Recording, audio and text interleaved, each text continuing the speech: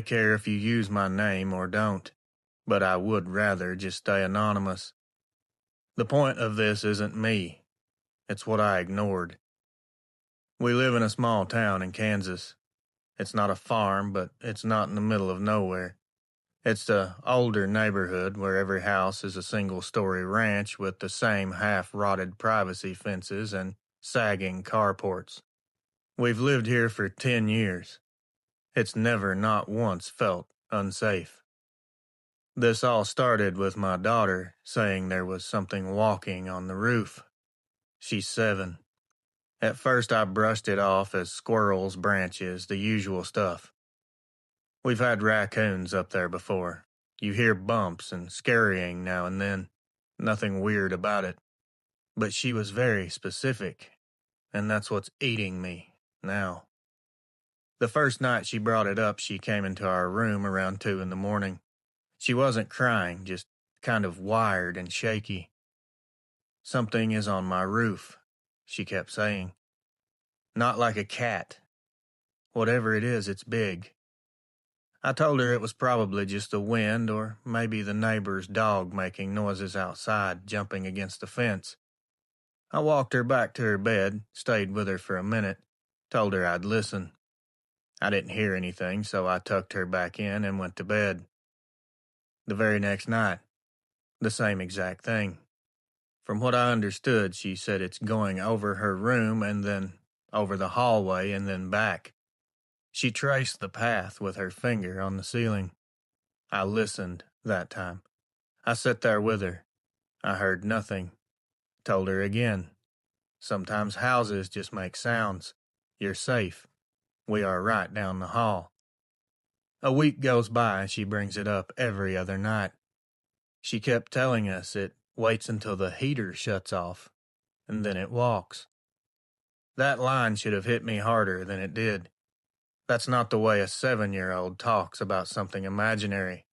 That is observation. I just told her I would check the attic this weekend. If there's something up there, I'll get it out. Saturday, I went up into the attic. Dust, boxes, old insulation, nothing out of the ordinary. There was no droppings, no nests, nothing big enough to walk on the roof. I told her I checked, and she seemed kind of disappointed, like she wanted me to find something. Then came the night my wife went to visit her sister, and it was just me and our daughter at home. It was early December of 2018. It was cold, clear, there was not a breath of wind. It was one of those winter nights where sound carries forever and everything feels extra still. It was like that. We watched a movie, did the whole brush teeth story time routine, and she went to bed around 9. I stayed up in the living room on my phone, half watching some show with the sound low. Right after the heater cut off, I heard it. Not scampering, not pattering. 3 slow, spaced-out thumps traveling above the hallway. I quickly muted the TV and sat there listening hard. A few seconds went by. Then another series of steps farther over, like something was crossing above my daughter's room. It wasn't loud like a person stomping, it was more like you could feel it, as much as hear it. The frame of the house, carrying the weight. My first thought was, all right, raccoons got bold. Maybe more than one. I grabbed a flashlight and went outside through the front door, figuring I'd scare them off and then check for damage in the morning. When I walked out into the driveway and looked up, there was nothing. The roof over the living room and kitchen was empty. The street was quiet, the porch light was on across the way. No movement. But then I thought, if it's over her room, I'd see it better from the side yard. Our house has this narrow strip of grass and gravel between us and the neighbor, where the air conditioning unit sits and the cable box. I walked down that path with the flashlight off, because the moon was bright enough to see. I rounded the corner so I could see the section of roof above my daughter's window. Something was crouched up there. It took my brain a second to process what I was looking at. It wasn't a person. It wasn't any animal I've ever seen. It was low to the shingles, almost hugged against them, when its body was lined up facing her window like it had been watching right over the edge of the roof. This terrifies me and angers me at the same time, just recalling all this. The first thing I really registered was the outline of its head. It was bigger than a dog's, with the ears standing up. They weren't floppy, they weren't rounded, they were up and forward like it was listening. The second thing was its arms, and I say arms, not legs, because they were bent in a way that made it clear they weren't front legs. They were too long, elbow shape, and the hands were spread out flat on the roof. This was a monster. You don't realize how small your house is until you see something that size on top of it. I wanted to scream, but I couldn't. I didn't shine the light. Instinctively, I just froze there in the dark, watching it. For a second, I had the stupid hope that I was seeing a shadow or some trick of the chimney in the trees. That's when it moved. It didn't jerk like an animal getting spooked. It lifted its head a little like it had noticed me, and turned just enough that I could see the side of its head and face. I saw the line of the muzzle, the shape of the snout, and right then I knew this wasn't some guy in a costume. No one's shoulders reach that wide. Nobody crouches that flat to a roof. It's impossible. We just stared at each other. I guess I couldn't see its eyes clearly from the angle I was at, but I knew it saw me. There's a feeling when something intelligent locks onto you that no other feeling can match. For a second, I thought it might come over the edge, drop down into the yard with me. I remember being very aware that my daughter's window was just underneath it, and I was out here with nothing but a flashlight in my hand. Instead, it did something that somehow scared me more. This thing stood up on the roof. It wasn't completely straight, not like someone standing up. It unfurled or unfolded enough that I could see how long it was from the shoulder to the hip. It was silhouetted pretty good against the sky, so I got a good look. Then it stepped over the ridge line of the roof like it was just taking a slow step across the sidewalk and disappeared on the back side of the house. I didn't hear a sound when it dropped down. I heard no scrambling. Whatever it was moved like it knew exactly where to step without making noise. I backed into the driveway and ran around to the backyard, but I didn't see it.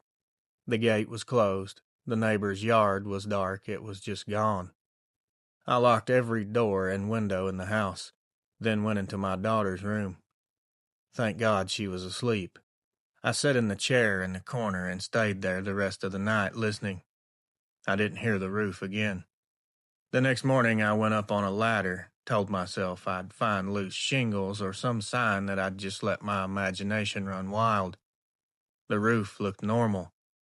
There was no marks, no claw marks, nothing that would prove anything. My daughter hasn't mentioned the walking anymore. But here's the part that makes me feel sick when I think about it.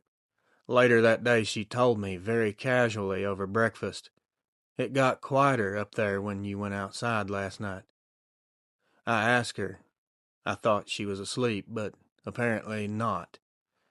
I asked her again, "Did you hear it after that?" She said, "Yeah, but then it moved away." She'd been hearing it, and I'd been telling her it was nothing for weeks. I don't know what was on my roof. I don't know why it was over my kid's room more than anywhere else. I just know I should have taken her seriously the first night she came to me. If you read this on your channel, I hope some other parent hears it and the next time their kid says, "Something's at my window," they don't just brush it off as imagination. Because sometimes they're not making it up. Sometimes they're the only one in the house who's actually hearing what's really out there. Thanks, Reels. Anonymous. Hello, Reels. I'm from upstate South Carolina. I'm just an anonymous parent. I don't want anyone local hearing this, and thinking I'm crazy or that I'm making stuff up for attention. I just want to get this out there because I do still feel guilty for not listening sooner. This was last fall. We lived just outside Greenville, South Carolina, in one of a older cul-de-sacs built in the 90s. Huge backyards, lots of trees, kids running around until dark. Nothing dangerous about the place. I grew up around here, and the worst thing we ever dealt with was the occasional copperhead. My son was only 9 when all this began. He's not the type to be scared of much. Tough kid. He climbs trees, rides his bike everywhere, sleeps with the window cracked open even when it's cold. Very independent kid. The first time he mentioned it, he said it so casually I barely even registered it. We were eating dinner and he said, "Hey Mom, there's a dog in the tree behind the shed." I laughed and said, "Buddy, dogs don't climb trees." He just shrugged and went back to eating. I figured he meant a raccoon or someone's cat, maybe. A couple days later, he brought it up again when he came inside from playing. It's still there, pulling off his shoes while he told us this. I asked him what's still there. I'd almost forgotten about the whole thing. And he said, "The dog in the tree. I told you." It was the same tone. He didn't seem scared or he wasn't being dramatic. He was just stating a fact. I asked him what it looked like, and he said it's black and it's got long hands. That bothered me because he didn't smile when he said it. He wasn't joking. But I didn't want to feed into something that might have just been imagination. So I told him you're probably just seeing a squirrel nest or something. He didn't argue with me, he just nodded like he knew I wouldn't believe him anyway. The third time he mentioned it, he wasn't calm. He came in fast, slammed the back door hard, and told me, "This thing doesn't move right. There's something wrong with it." That sentence locked me up. A kid just doesn't talk like that unless something scared them. I asked what he meant, and he said it was hanging on the side of the tree like a person with its feet on the bark. That got my full attention. I went out back immediately. It was around 6:30. The sun was low, but it was still bright out. Our backyard is fenced in, and the big oak behind the shed is completely visible from the patio. Nothing was up there. No cat, no shadows in the branches. But something just felt off. I don't know how to explain it. The yard looked normal, but there was a weird stillness in the air, like everything was paying attention to something that I couldn't see. My son stayed right there pressed against my side the whole time. He kept staring at the tree section above the shed roof. That night he wouldn't sleep in his room unless I left the hallway light on. I let it slide. Kids get spooked. It happens. Then came the night I finally understood what he'd been trying to tell me. It was about 2 weeks later, early October. The leaves were starting to turn, the nights were getting cool. I couldn't sleep, so I got up around 2 a.m. to get some water.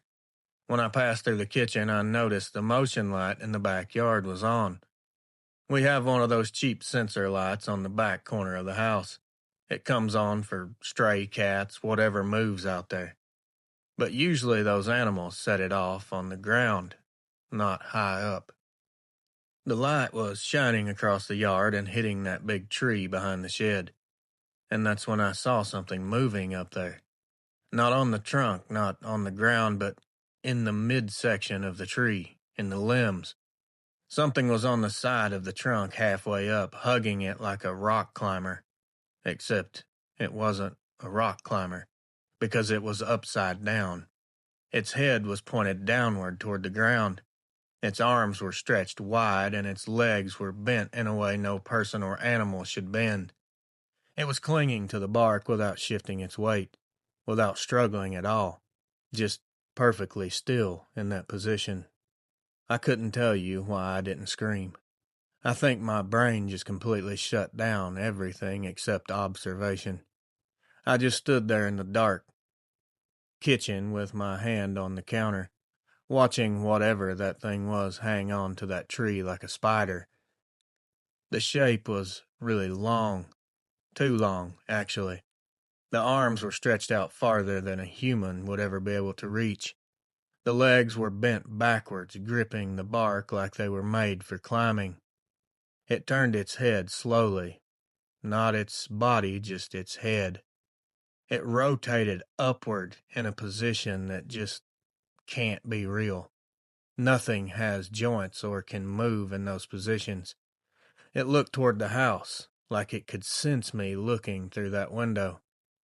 I didn't see its eyes clearly because I don't know if it was just too dark or what, but I know it was looking at me. The outline of the head, it wasn't round. It had a pointed canine shape like a wolf, but much bigger. It was longer, but thinner, more angular. I backed away from that window so fast I knocked my hip into the kitchen table. I didn't even feel any pain. I went to my son's room and woke him up. I asked him, Is that the dog you've been talking about? He nodded immediately, like he'd been waiting for me to finally see it and understand. He said it hides when you come outside. It crawls around the back side of the tree when it hears you. I didn't sleep the rest of that night. I sat in the living room with the lights off listening for any noises outside. I didn't hear anything. Nothing. But I knew it was still out there. In the morning, I did go out and check over the tree. Nothing obvious. There was no broken branches, but the leaves under that section were definitely disturbed. They were flattened, like something had jumped down from above numerous times, making a flattened spot on the ground. I didn't mention none of that to my son. I didn't want to scare him any more than he already was. He told me, casually as anything, it likes the tree because it can see the whole yard from there. I asked him, has it ever come down? He nodded, yeah, when I'm out there alone. That was months ago. He hasn't played in the backyard since. If you read this, just tell parents if your kids say something is in a tree or scratching or watching. Don't talk yourself into pretending it's nothing. They see things before we do sometimes. And they also describe it exactly how it is, even if we don't want to believe them or understand what they're talking about. This is very important to me. Do not feel guilty like me. Thank you for your time. Anonymous. Reels.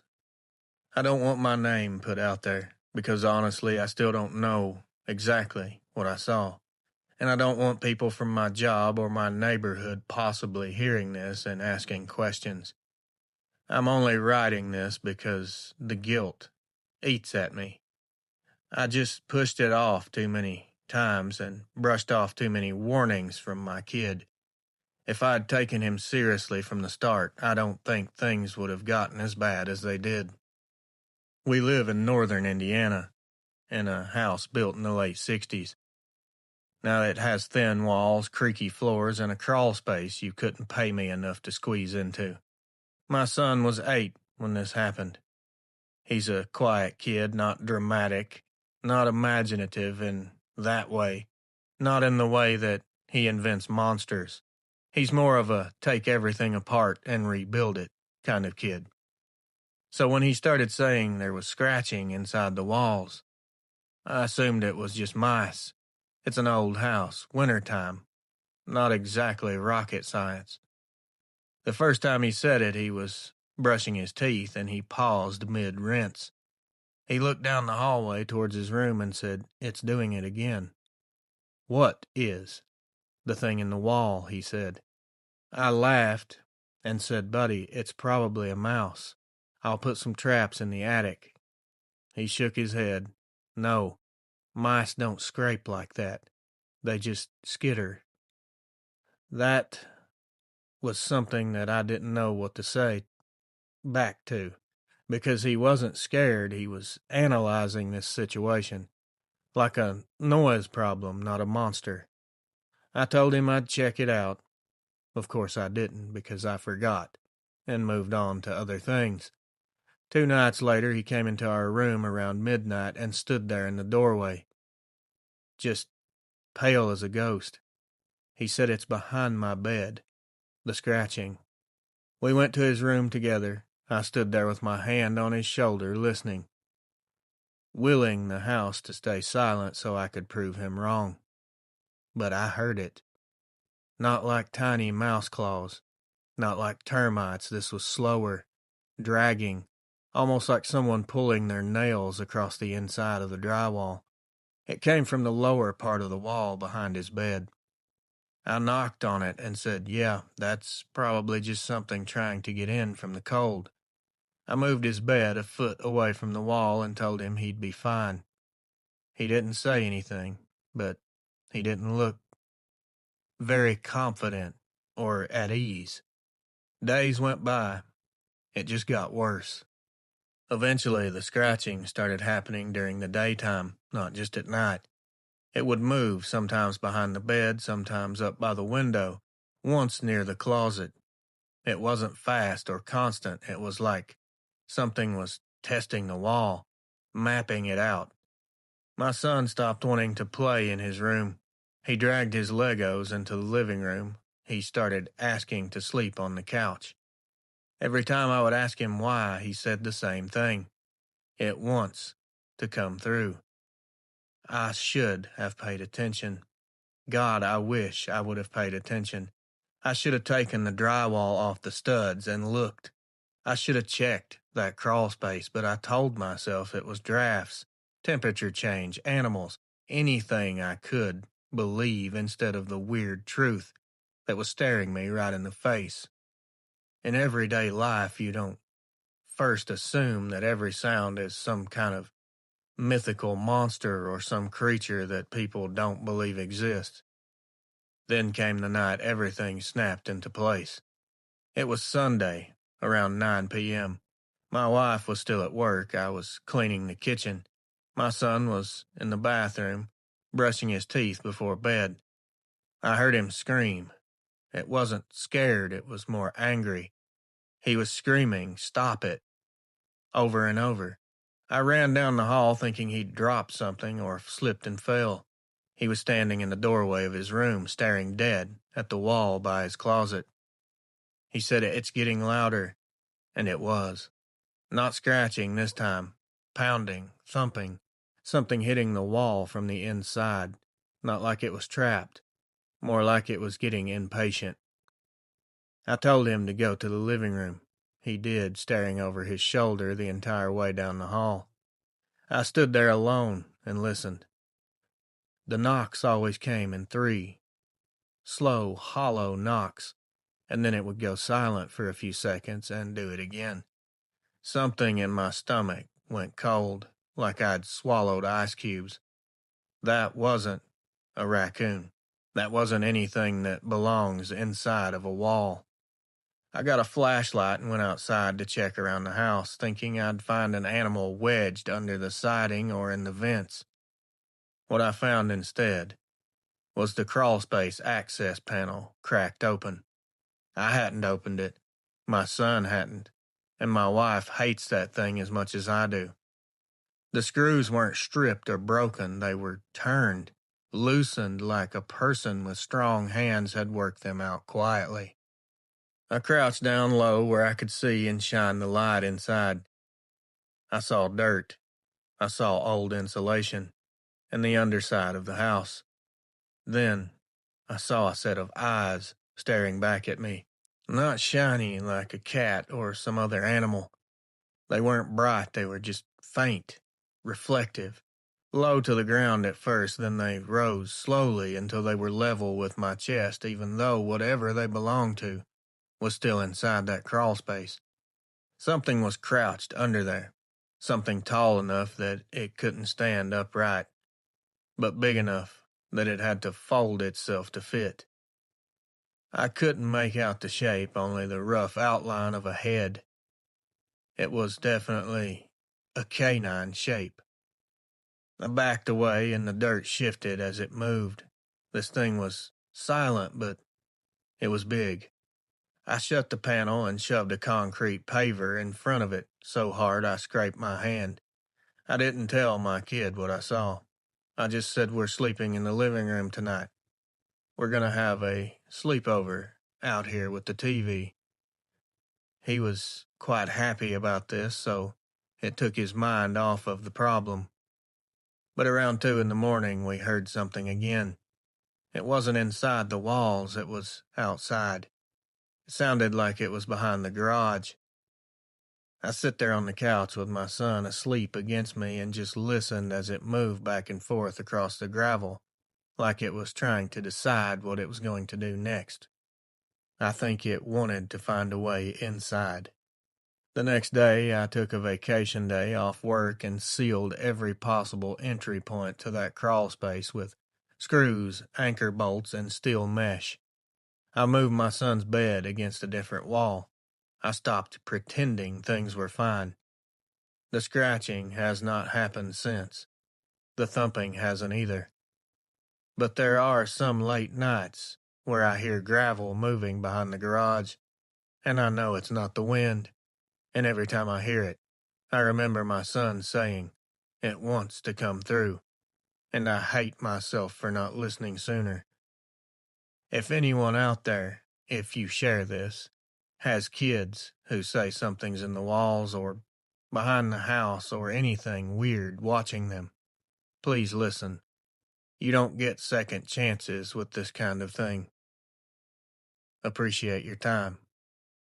Anonymous. Reels. Just call me A. I've got grown kids now, and I don't need people digging into our business or thinking I made this up. But if this helps another parent listen to their kid instead of pushing it off and not believing them the way I did, then fine. Say what you want with it. This was 2012. We were renting a house outside York, Pennsylvania. It was a 2-story place, big backyard, a thick line of woods behind the fence. It was quiet, it was cheap, and it was close to my job, so we took it without question. My daughter was 10 back then. Not a little kid, but not a teenager. She was old enough to know when she's scared of something real. The first time I remember her saying anything, she told me someone tapped on her window the night before. I didn't take it seriously at first. We had this stupid maple tree close to the siding, and sometimes the branches brushed the glass when the wind kicked up. I figured that's probably what she meant. Well, that is until I said it was probably the tree and I'll trim it this weekend. She shook her head and said no. It tapped from the bottom part, like fingers or knuckles, like a person trying to get inside or get my attention.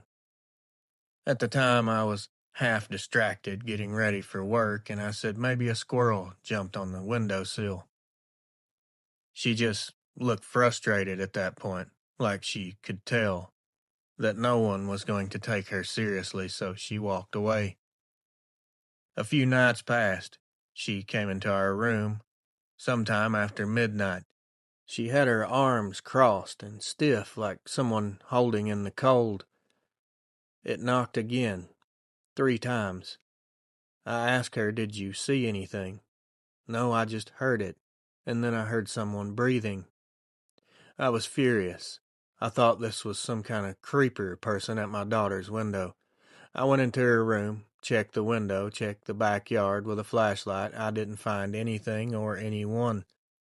I told her it had to be the house settling. She didn't look convinced at all.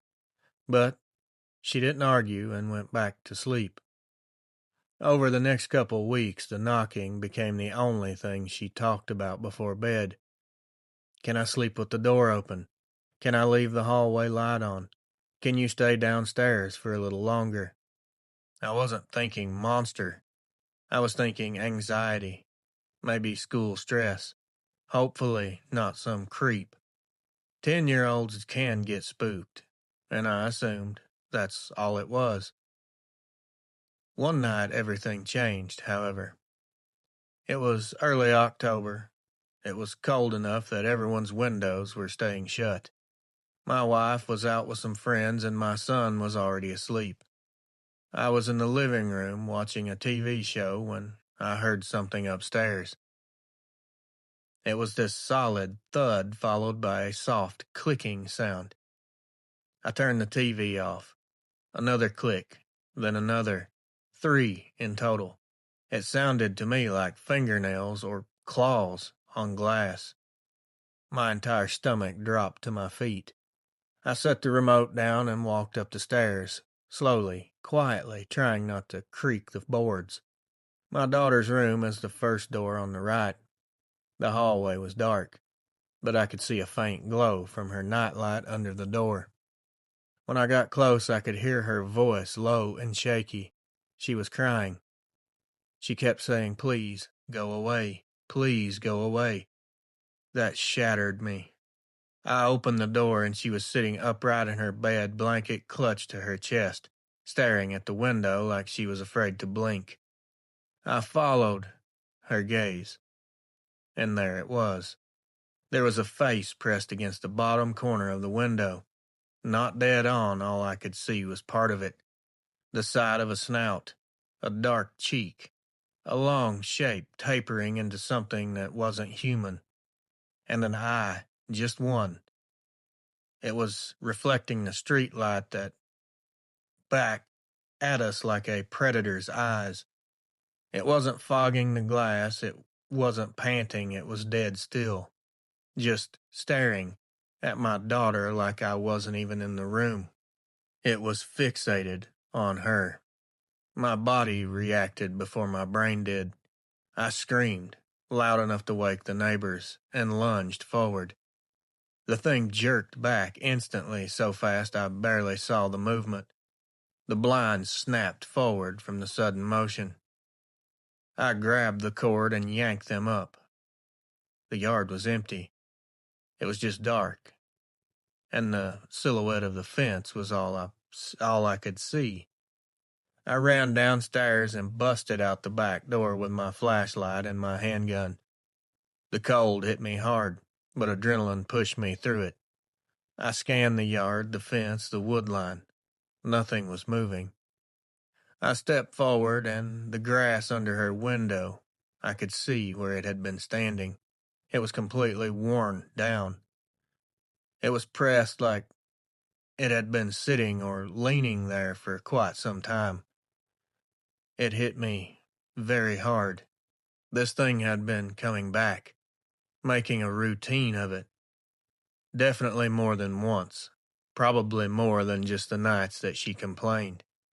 And I had ignored her every single time. My daughter slept in our room for the next 3 weeks. I moved her bed into a different room. I put up a camera facing the backyard. We kept all the blinds shut from then on. If they were open, I felt like something was staring in at us.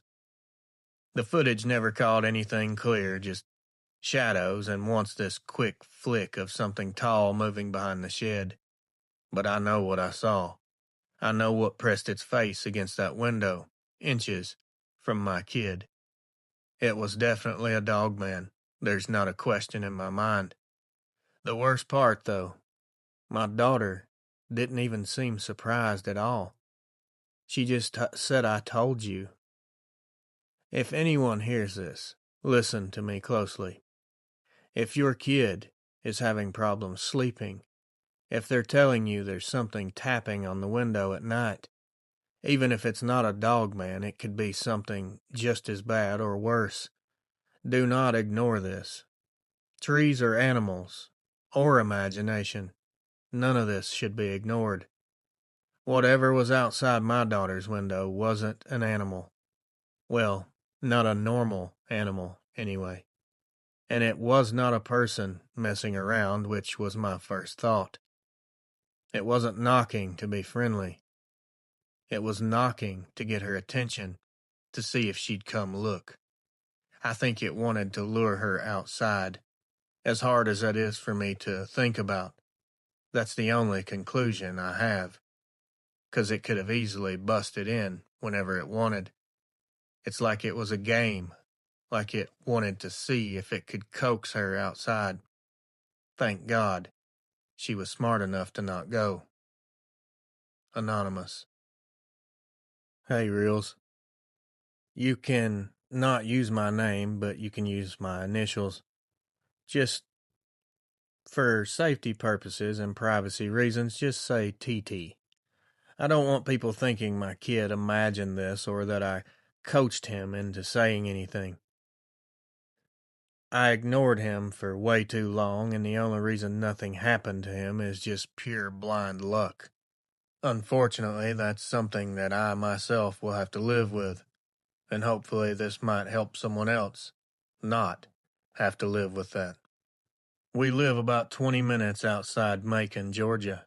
It's not deep country, but it's not city either. It's the weird middle ground where you've got subdivisions on one side of the road and woods on the other. Our backyard goes right up to a line of pines, and behind that is maybe 10 acres of old timber nobody's maintained in years. This was a few years ago. My son was only 6 then. He's one of those kids who narrates everything he sees. Bugs, clouds, cars, all of it. So when he started talking about the running dog in the backyard, I didn't really think a whole lot about it. I mean, he's a kid. He saw a dog run through the yard. Not a big deal, right? Ask more questions to your children. I remember the first time he said it like it was yesterday. He was playing with his trucks by the porch. He looked up and pointed at the tree line and said, "It runs fast, really fast." I asked him, "The neighbor's dog?" He shook his head, "No, this is a big dog. It's tall." I laughed because a 6-year-old's, they say weird things all the time. I figured he saw a deer or the neighbor's teenager messing around back there. I'd seen them back there numerous times, so I didn't think twice. A few days later, the same thing. We're eating lunch and he suddenly says, "I saw it again. It's super fast." I asked what he meant, and he answered without even looking up from his sandwich. "The tall dog. It goes from that tree to that tree and stops." He pointed to 2 trees maybe 30 yards apart. I told him deer can run fast, and they're running out there all the time. He said no, not like this one. Whatever, kids exaggerate. But then another evening comes, and I'll never forget it. He was in the backyard drawing on the patio with chalk while I grilled. He froze mid-line, stared into the woods, and whispered, "There it is." His voice wasn't excited. It was flat, very serious. I looked up and stared at the tree line. I didn't see anything, and I just kept asking, "Where?" He lifted his arm slowly and pointed to the right side of the yard. I squinted, trying to see what he was looking at, but he shook his head. "No, don't look at it. Go inside." That was something that my kid had never talked like before ever. I turned the grill off and ushered him inside. He wouldn't go near the back windows. He just sat at the kitchen table staring at the floor, breathing very heavily and very fast. I asked him what he saw, and he said only one thing. "It waits." That night I barely slept. I kept checking the blinds. I never saw anything. A week went by with no other incidents. Then came the day that I saw it myself. And this isn't no dog.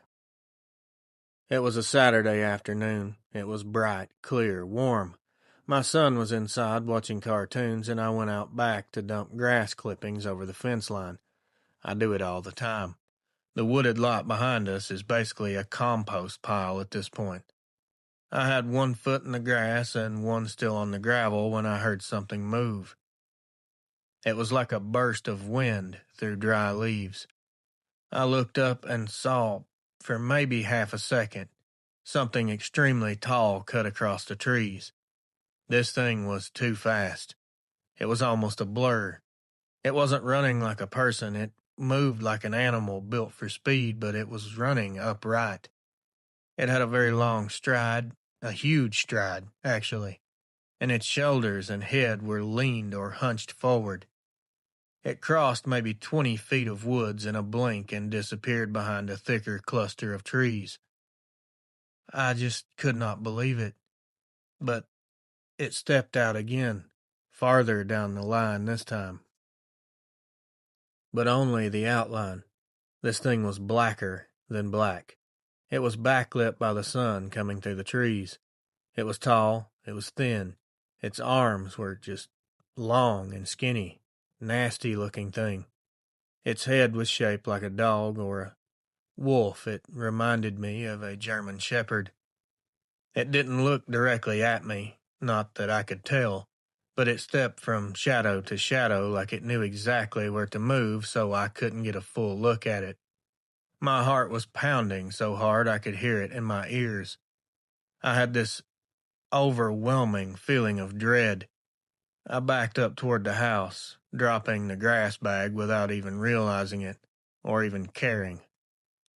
Then it did something I still can't make sense of. It ran, not toward me, not away from me, across, straight across the tree line like it had a path memorized. It shifted direction mid-stride, not like it was reacting, like it was following a pattern. And the speed of this thing. No human could move like that. Deer don't move upright. Bears don't run sideways between trees like they're weaving through cones. It disappeared behind a deadfall tree, and that was it. It was gone. I went back in the house, locked the door, and went to find my kid. He was coloring on the living room floor. He looked up at me and said, "Did you see it run?" He wasn't scared, he wasn't proud, he's just asking like he already knew the answer. I finally asked him how long he'd been seeing it. He just shrugged and said, "I don't know, a long time." A long time, while I'd been blowing all this off. The next morning I installed motion lights all along the back fence. They came on at random times through the night, but I never go outside to check anymore. I don't need to. I know it's still back there. Now, because of this, my son has had to go to therapy sessions quite often for a few months. If I'd listened, really listened, to the way my kid described that thing from day one, I wouldn't have put him out there to play by himself. You never know what's lurking around. Please pay attention to your kids. Sometimes they're not afraid of things like this because they don't know that they should be. TT. Reels. I'm not a bit nervous about sharing this. I'm not scared of being judged. The only thing that I worry about is I don't want my kid dragged into this. He was 7 when all of it went down, and he barely talks about it now. I don't want people asking him questions or making this worse. We live in western Missouri in a mid-range neighborhood where every house looks basically the same and the yards are just big enough to give kids some space without feeling like you're in the woods. The difference is our yard backed up to a strip of trees, maybe 50 yards deep. Not enough to call a forest, but enough that animals do live back there. My son used to spend more than half of his days outside. He loved our little plastic playset, slide, swings, the climbing wall, the tiny one. He'd been out there every afternoon after school, and I could see him from the kitchen window while I cooked. One Thursday in September, he came in early, way early, like only 10 minutes after going out. He shut the sliding glass door fast and said, "Someone's under my slide." I looked up from chopping vegetables and said, "A cat?" He shook his head. "No, too big." I stepped outside with him, walked to the playset, and looked underneath. There was nothing there. Just leaves, dirt, a couple of Tonka trucks. No animals. No signs of anything that wasn't supposed to be there. Now, this did set off alarm bells, but I wasn't really that concerned at the time. It was one isolated incident. I told him it was probably the shadow from the neighbor's fence, or maybe he imagined it because the underside is dark. He agreed and didn't say anything, didn't seem to be really affected by it, so he didn't go back out that evening either. The next day, it happened again. The same thing. He comes inside quick, breathing heavily, his eyes wide open. It's back. I said, "What's back?" "The thing. It crawled under." I went out quicker this time to check again. This is becoming a pattern. I noticed he wasn't making things up for attention. He wasn't that kind of kid. He wasn't even trying to get out of playing outside. He loved being out there. Something had scared him. But I didn't really know what to think, so I just waited. On Saturday, he just completely refused to go outside at all. He just kept looking at the back door and shaking his head. I asked him why, and all he said, very quietly, was, "It watches me when no one's around." That sentence sent shivers all over my body. Kids do not say things like that unless they're describing something they actually saw. This was getting weirder each and every time. Now I was on edge and paying very close attention. I walked outside alone. Midday. Nothing weird was going on. I crouched down and looked under the slide, expecting dirt and maybe some old balls or something, toys. I noticed the leaves were pushed outward like something big had slid or crawled into the space recently. Still, that didn't completely convince me. I swept all the leaves out, cleaned the whole area, and told him nothing was there. That night is when everything changed. It was around 11 or 11:30 p.m. My wife was asleep, my son was out cold, and I was sitting on the couch finishing some paperwork I had to do for work. I heard something outside. Not loud, it didn't startle me, it was just a light clunk, plastic bumping against something. I looked out the window. The swing on the playset was moving. It wasn't blowing in the wind, there was no wind.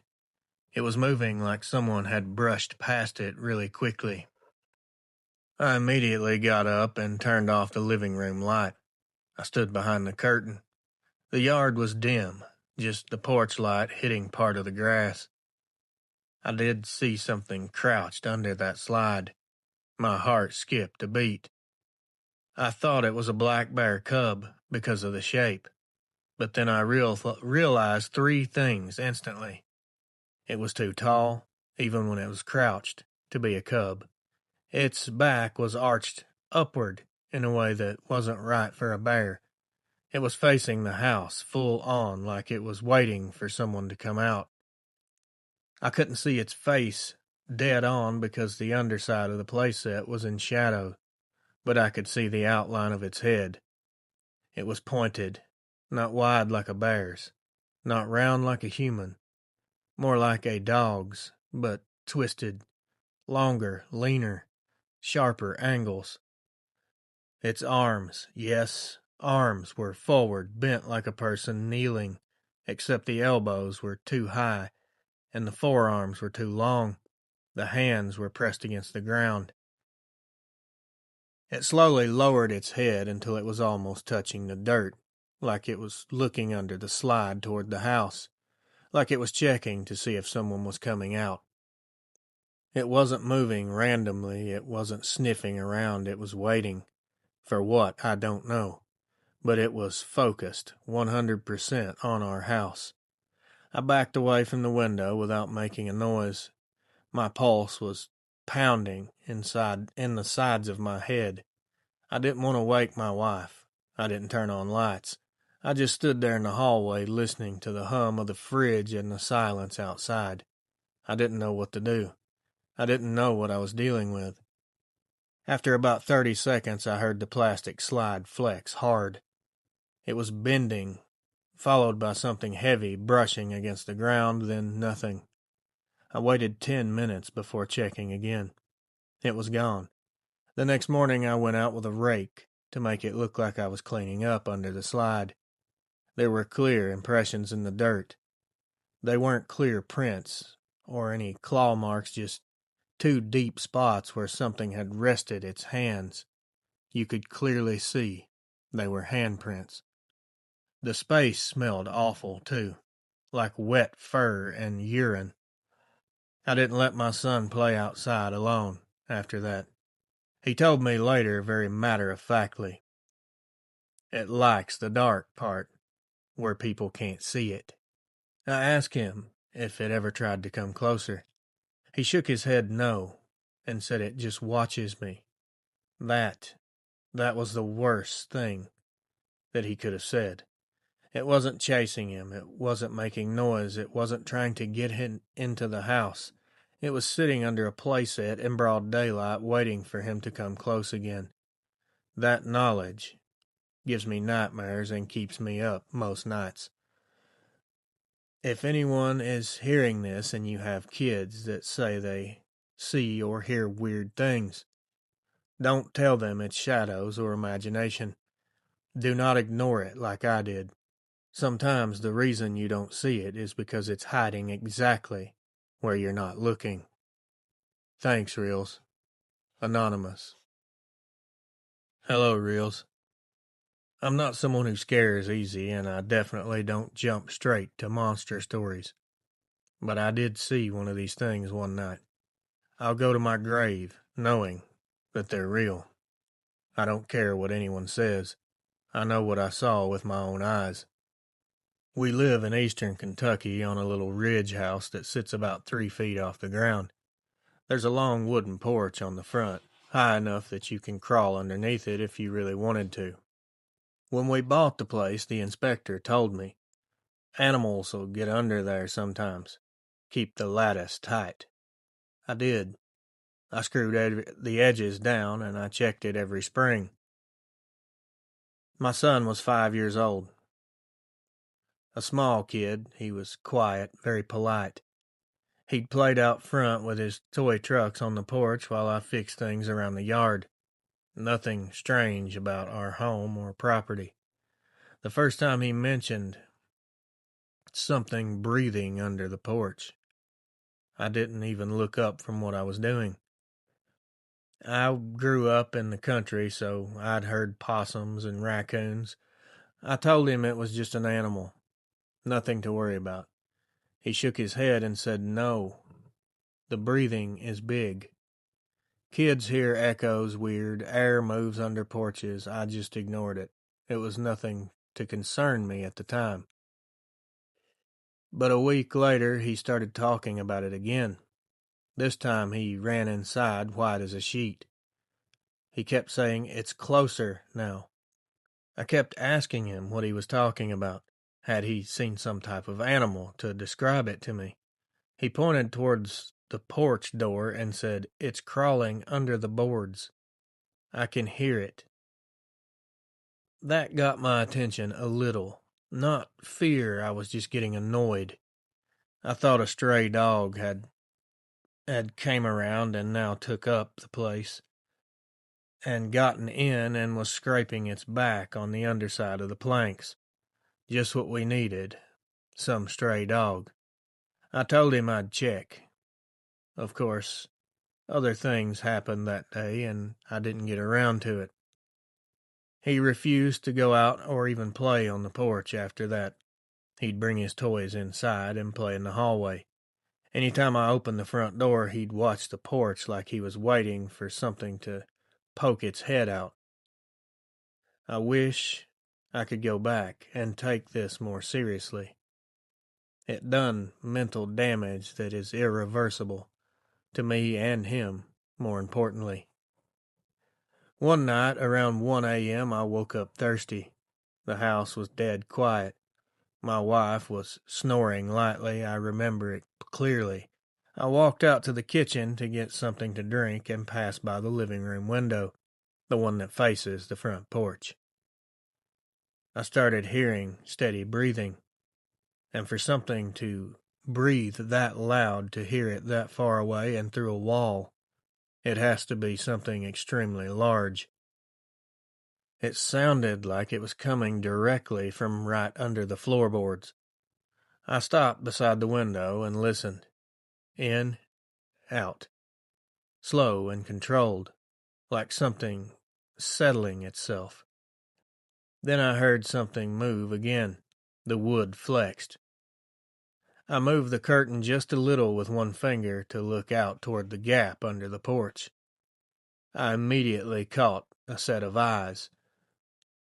They were a bright amber golden color, and they were very far apart. Too low to be a person crouching down, and too high to be any normal animal under there. They weren't staring randomly either. They were looking right at me through that window. I instantly dropped the curtain down. My hands were shaking, but I just hadn't fully accepted what I'd just seen yet. I kept telling myself, that's the biggest dog I've ever seen, or it's got to be someone's pet. Even though none of that thing matched. A dog, at least what I'd glimpsed, anyway. I stood there listening again, and the breathing just continued to get louder. It seemed as though it was getting louder and closer the longer it went. It was like it was inching forward slowly, pulling itself across the ground. I could hear the weight of it as it moved. Something big dragging or crawling its body a few inches at a time. Now, a human crawling sounds messy, uneven. This was smooth. Each movement placed exactly where it wanted to be. It was very deliberate in its movements. I backed away from the window and went to my son's room. He was awake, sitting up in bed, staring at his door. He looked at me and whispered, "Do you hear it too?" That one sentence is something that I'll never be able to get out of my mind. It hit me like a punch to the gut. I had been hearing this for weeks. I was the one who thought he was imagining all of this. I told him to come to our room, and he took off. He grabbed his blanket and stuck to my hip as we walked. We stayed in the bedroom with the door shut.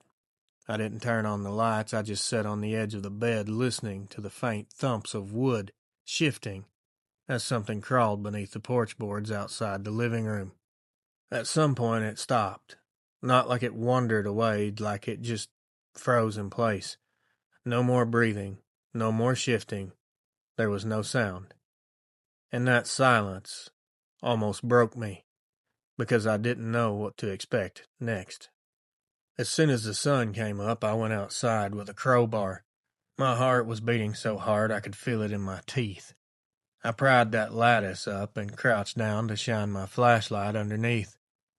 The dirt was flattened in a long line, like something had laid there for weeks, coming and going, always resting in the same spot, like it was sleeping under there. There were no clear visible tracks. I looked for tufts of fur. There was nothing, just a wide, smooth area pressed into the dirt. The underside of the porch smelled horrible. It was rotten, like animal. It was wet earth, mud mixed with something sour and musky. There was also a tinge of blood or metallic smell. It burned my nose. I didn't see anything else. Whatever was under there was gone. I reinforced the lattice with thicker boards, screwed everything down, and blocked the bottom with cinder blocks. My son never played on that porch again. I didn't blame him. A few months later, we moved out. We told people it was because of a job change. But the truth is, once you hear something that big breathing inches beneath the floor where your kid plays, you can't live in that house anymore. I still think about the way those eyes looked at me. They looked straight through me. They were calm, patient, intelligent, unblinking. I feel like there's a supernatural element here. Just an opinion. My kid tried to warn me. He knew before I did. He wasn't imagining it. He wasn't scared for no reason. Your kids will notice the things that you train yourself to ignore. Remember that. Sometimes the thing they're scared of is real, and sometimes it's closer to them than you ever want to admit. Sometimes the monster under the bed is in fact a monster under the bed. Thanks, Reels. Hey, Reels. Now, I don't really have any idea of how to structure this or make it sound pretty or easy to read. I'm just going to dump all this out. I'm sorry, and you can do what you want with it. That's the best I can offer. I'm 51 years old. I was 17 back in the summer of 1990 when this happened. We lived in Missouri, rural Missouri. We had a dairy farm, but back then we weren't really milking cows anymore. But the barn was still there, and that's where this happened. What I remember most clear is being on my back in the hayloft, pinned underneath something heavy, and staring up into this face. It was very close, way too close. I could feel its breath. It was hot, and it stank so very bad. Then there was nowhere left to move. I knew, like you know a storm is about to drop a tornado, that if it wanted me dead, I was done. There was no screaming, no fighting. That was it. And then it just did nothing. Okay, let's back up a bit. The barn had a loft with those big square bales my dad still bought for the horses. I'd go up there to smoke cigarettes and get away from everyone, doing things that I knew I shouldn't be doing. My room was right off the kitchen, so there was no privacy in that house at all. Out in the barn, no one could bug me. It was cool that night. I remember the sound of the cicadas being stupid loud. The moon was bright enough I didn't need a flashlight, so I went out there around maybe 11:30, climbed the ladder, and stretched out on the bales of hay with my head propped on my backpack. You know how barns always have some sort of sound? There's always mice or a board creaking and settling. There's always something. It went from that to just dead still. Even outside, I couldn't hear the bugs anymore. At the time, I just noticed it and thought, that's kinda odd, but I didn't get scared. Then I heard the front doors moving, like someone coming inside. They were those big sliding doors on the track. We always left them barely open so air could move through freely. There was this scraping sound followed by a thump, like somebody bigger than me just leaned into one of those doors. I thought for sure it was going to be my dad coming to bust me for smoking. So I mashed the cigarette out in my Coke can and crawled closer to the edge to look down. I was already rehearsing the argument in my head. There was nothing at the doors. What I did see was the horses, both of them, pressed all the way into the farthest stall together. They were facing away from me, heads almost in the corner, tails flicking like they were fighting flies, but their bodies were stiff. You know how a horse looks when it's locked up. That's what was happening. And at that moment is when I got the feeling that you get when you walk into a room and someone's been talking about you. That something's off feeling. There was a ladder up to the loft and then just floor. If something came up that ladder, there wasn't anywhere to go except the window on the opposite wall, and that window was too small for me to fit through. Well, very fast, anyway. I started to slowly ease back, away from the edge, thinking maybe some type of wildlife had slipped in and I just didn't see it. My heart was going at this moment, but I still wasn't thinking about a monster or whatever. Then the ladder shook.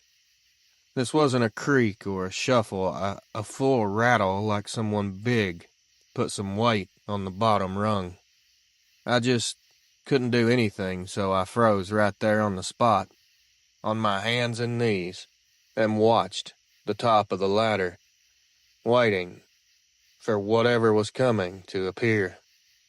No matter what my head was telling me, I would have never been prepared for what was about to happen. The loft floor would dip just a little every time something heavy went up that ladder. I'd done it with hay bales, and you could feel it. It did that. The boards under me gave this tiny bow. That's how I knew for certain, without any doubt, someone was coming up. And it sure wasn't my dad. He had a bad knee, and he didn't move that quick.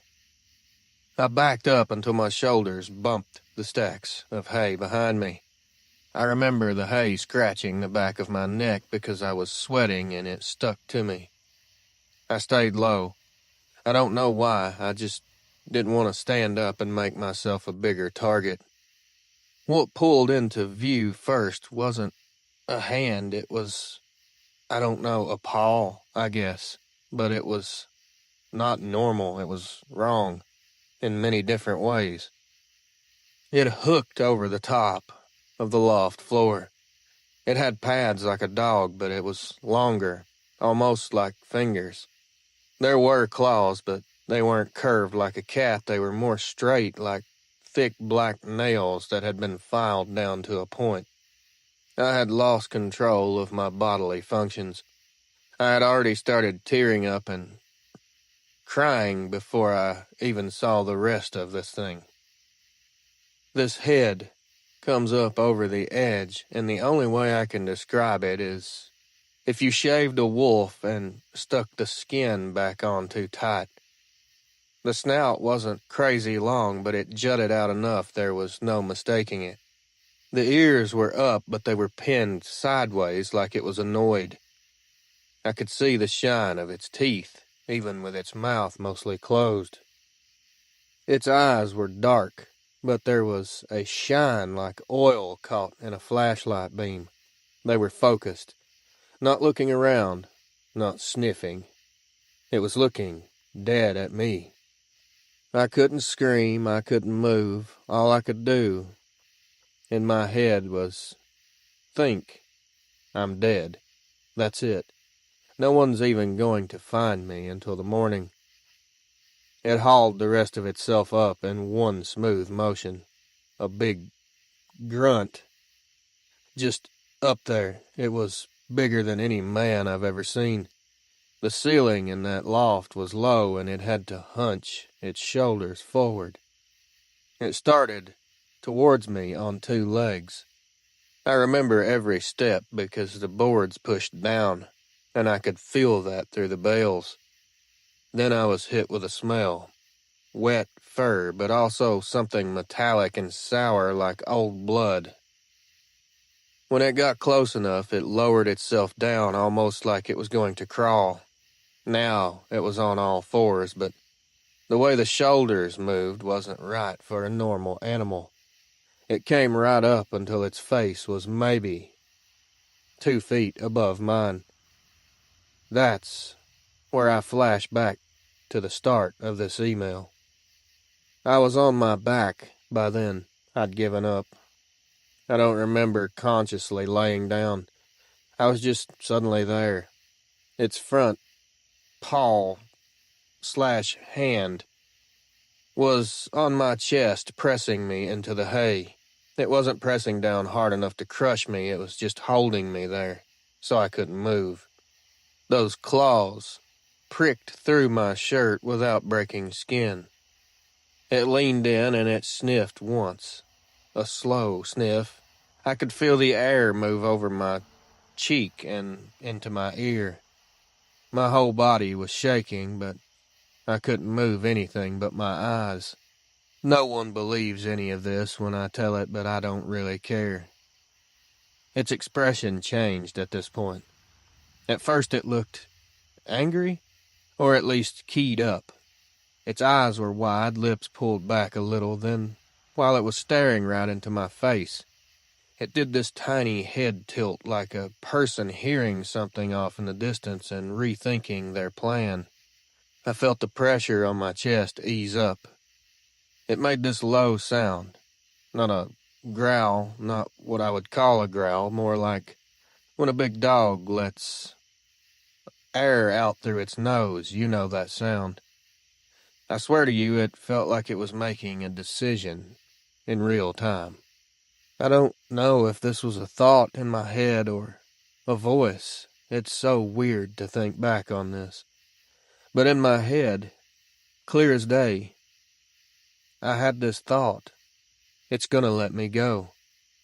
It's not going to hurt me. It pushed off me, turned away, and went back to the ladder. The floor moved under it again. I heard the rungs creak in quiet little movements as it went down a lot faster than it came up. I just laid there for a long time after it was gone. When I finally got enough bravery to crawl to the edge and look down, the horses were still jammed in the corner. One of them had foamed up around the bit, and they both stank from sweat. And they weren't the only ones, as I just noticed the entire front of my pants were soaked with urine. I hadn't even noticed when it happened. Here's the thing, man. I know in my bones I should be dead. It wasn't far away. It wasn't out in a field. It was right there on top of me. It had its hand on my chest and could have torn me open like I was nothing. It just didn't. I left Missouri 5 years after that, joined the Army, then moved to Iowa with my wife. I still won't have so much as a deer head mounted in my house. I don't do barns. I don't sleep on my back. If my dog stands at the window and stares at nothing, I have to leave the room. I don't know for sure or have an opinion on what these things are. Dogman, I don't think they're a werewolf because I think they stay what they are constantly. They don't shapeshift. It could be some throwback creature that just don't belong here, that has been here but no one's discovered it. I don't care what label or what name people want to slap on it. All I know is it looked me dead in the eye, held me down, and then made a choice that I'll never be able to understand. I'm only alive because it chose to let me be. I think about that every night before I fall asleep, and I imagine I will for the rest of my life. Thank you for reading this. Jay. Hi there, Reels. You can call me Lauren, just please don't use my real last name if you read this on your channel. I still live in the same town, and I don't need people looking at me weird every time I go to the grocery store. This happened in 2014 in a little place called Cross Lanes, West Virginia, just outside of Charleston. I was 29 at the time, working at a pharmacy. I didn't drive back then because we only had one car and my husband used it for his job. So most nights, I could walk home. Now, before anyone gets mad at my husband, my house wasn't that far. I enjoyed walking. It was maybe a 15-minute walk. It was a busy enough area that I never really felt unsafe, but no, not city life either. The houses with yards, there was patches of woods between each of them. That's the picture I can paint for you. I want to start with the part nobody sees because that's what still bothers me more than the actual sighting itself. I should be dead. I know that sounds dramatic, but if you look at the layout of where this happened, and how it moved, and where I was, there's no other way I see it. There wasn't a soul out there to help me. No open stores, there was no traffic on the roads. It was just me and it decided not to finish what it started.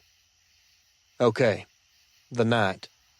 I got off work around 9 p.m. on a Thursday. It was late October, cold enough for a jacket, but it wasn't freezing out. There had been one of those light drizzles earlier, so everything was wet. I remember already being in a bad mood. My boss had kept me over to do some extra work, and some guy in the line made a comment about my weight. Stupid little things that pile up over time. I put my earbuds in like I always did, but I only had one in because my husband is always griping about situational awareness. He grew up in Boone County. He's used to rougher areas than I am. The first stretch was just sidewalk along the main road. Street lights around me, some cars here and there. Nothing out of the ordinary. Nothing to raise any alarms. I didn't get that watched feeling or anything then. But all that changed as soon as I turned off onto the side street. This road cut behind the backs of a few neighborhoods. On one side of me there were houses set back a bit from the road. On the other side there was a strip of woods and then a small creek. There was no lights back there, just dark, trees, and the sound of water when it rained decent. About halfway down that road I noticed I couldn't hear any night noises from the wooded side. There's usually something. Crickets, frogs, whatever. It just felt kind of hollow. At the same time, the hair stood up on the back of my neck. And yes, I know that sounds very cliché, but that's literally the physical reaction I had. My body knew before I did myself. I paused my music, but left the earbud in. I didn't want whoever might be watching to know I was on to their presence. I kept walking, but a bit slower, and I really listened. There was a sound behind me off to my right. At first I thought it was just water in the ditch along the road. It was a sort of sloshing sound. Then it didn't match my steps, and it didn't match the rhythm of a stream either. It was like something moving through wet leaves just inside the trees, keeping up with me. I just told myself it was a deer. A deer would do that out of curiosity. I tried to test that theory. I stopped walking completely. The sound stopped with me. I started again, and so did it. I could feel my throat tightening up and my eyes starting to water. I wasn't crying, I was just feeling that rush you get when adrenaline hits hard. I didn't want whoever or whatever it was to know I was scared yet. There was one street light on that road that always flickered. I remember looking ahead and seeing it and thinking, if I can just make it under that light, I'll be okay. That was stupid, but that's where my mind went at the time. As I got closer to that light, the thing in the woods got closer to the edge. I could hear it breathing at this point. It was a heavier sound than what a person would make walking. I should have crossed the road, away from it, but I didn't want to step closer to the woods, even to cross. So I just stayed on the same side, pretending like nothing was wrong. When I was maybe 10 or so yards from the streetlight, it stepped out of the trees. I didn't get a blurry glimpse or a half shadow. It walked right out of the dark and stopped at the edge of the pavement, like it was using the road as a boundary line. It was tall. That's the first thing. Really tall. I've never seen a person even close to this big. The light hit it from above and a little behind, so most of it was in shadow, but the shape was very clear. It had a narrow waist and these wide shoulders that made it look weird. Like it was almost fake. Like something that should walk on all fours, but was standing up anyway. The head was what you'd expect if someone said wolf, but again, supersized. Huge. The snout wasn't long like a cartoon. It was blunt, thick. One ear looked torn at the tip. I could see the outline of it against the light. And it did have hands up front on the what I would call arms because legs don't have hands.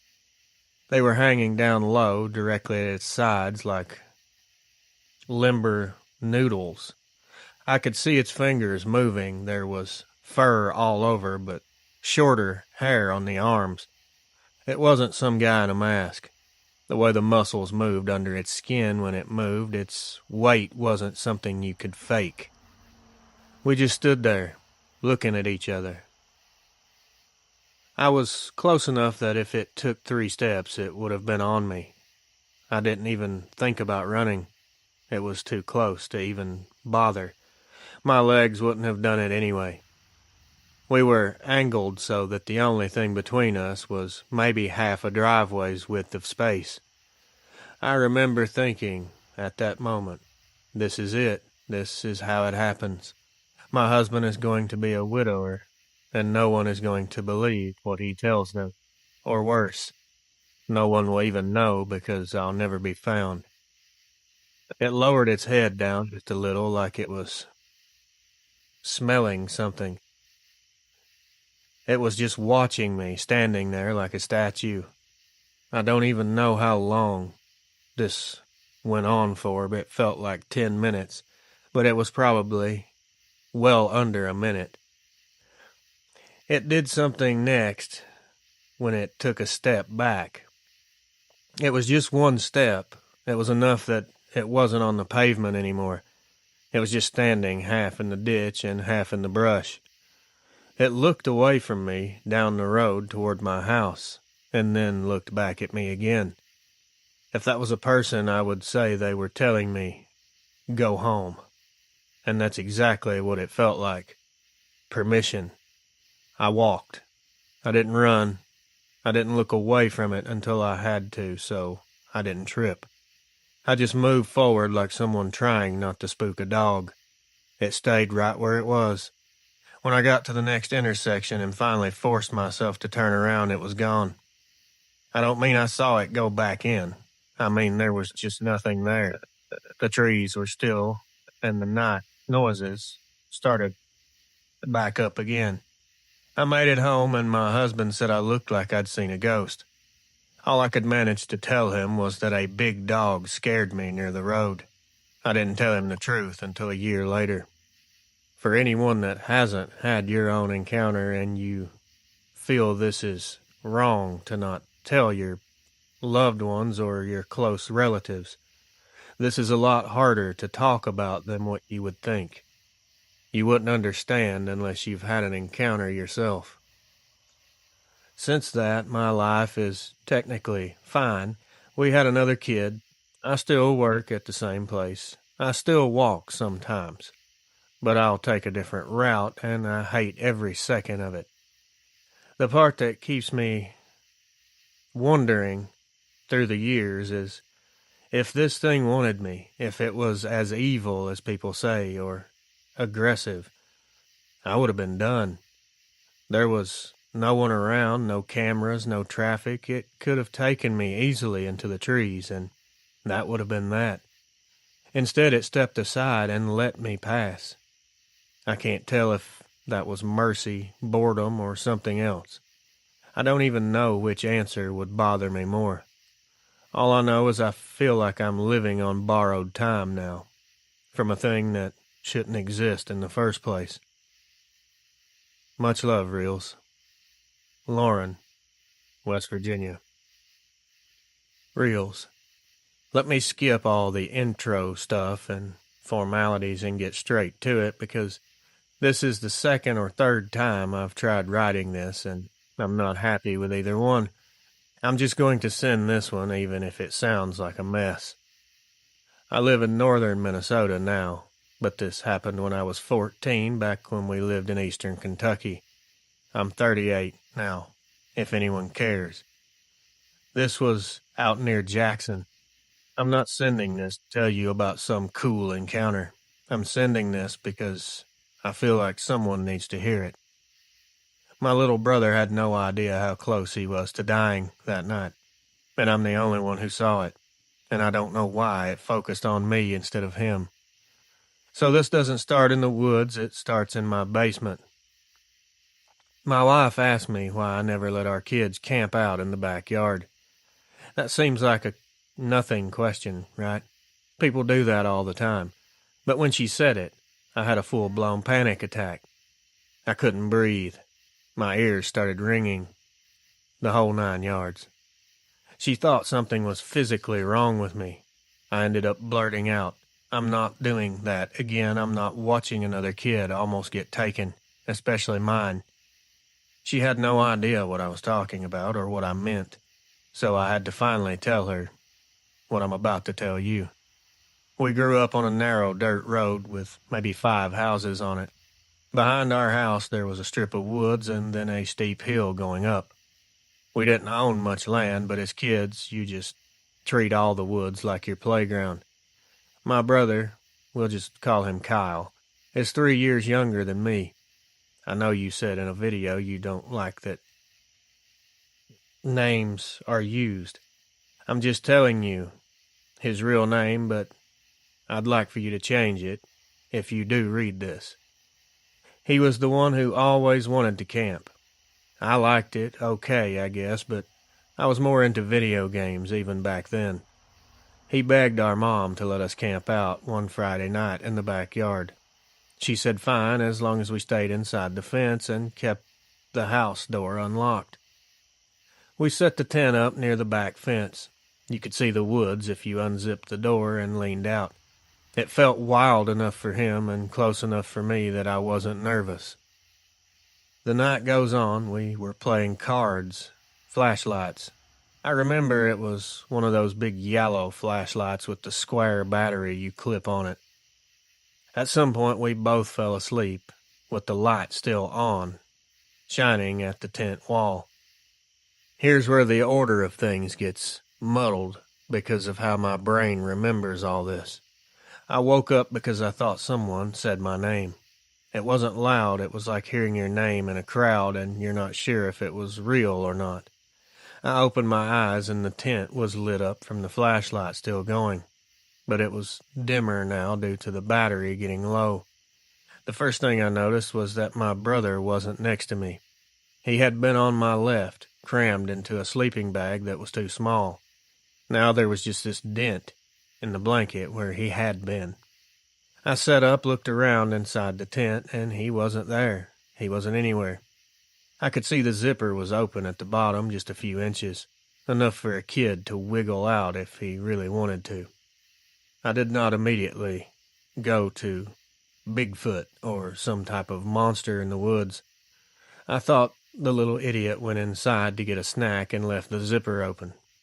I leaned toward the flap to look out, and that's when I saw a shadow pass across the tent wall. It didn't walk by, more like something very big had just moved outside. The fabric even puffed inward a bit, like the air had shifted. I turned the flashlight off without really thinking about it. Instinct, I guess. It got very, very quiet. We had neighbors with dogs.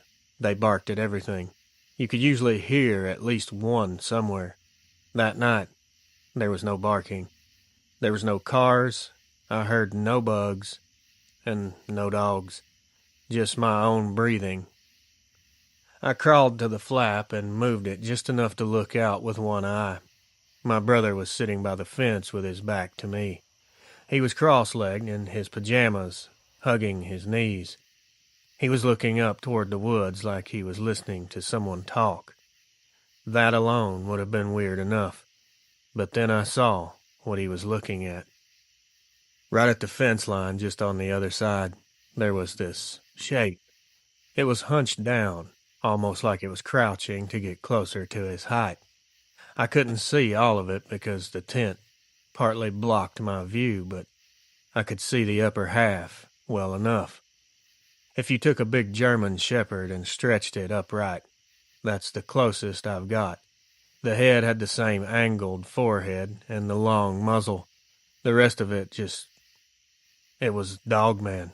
There's nothing else to say. The shoulders were really thick. The arms were really long.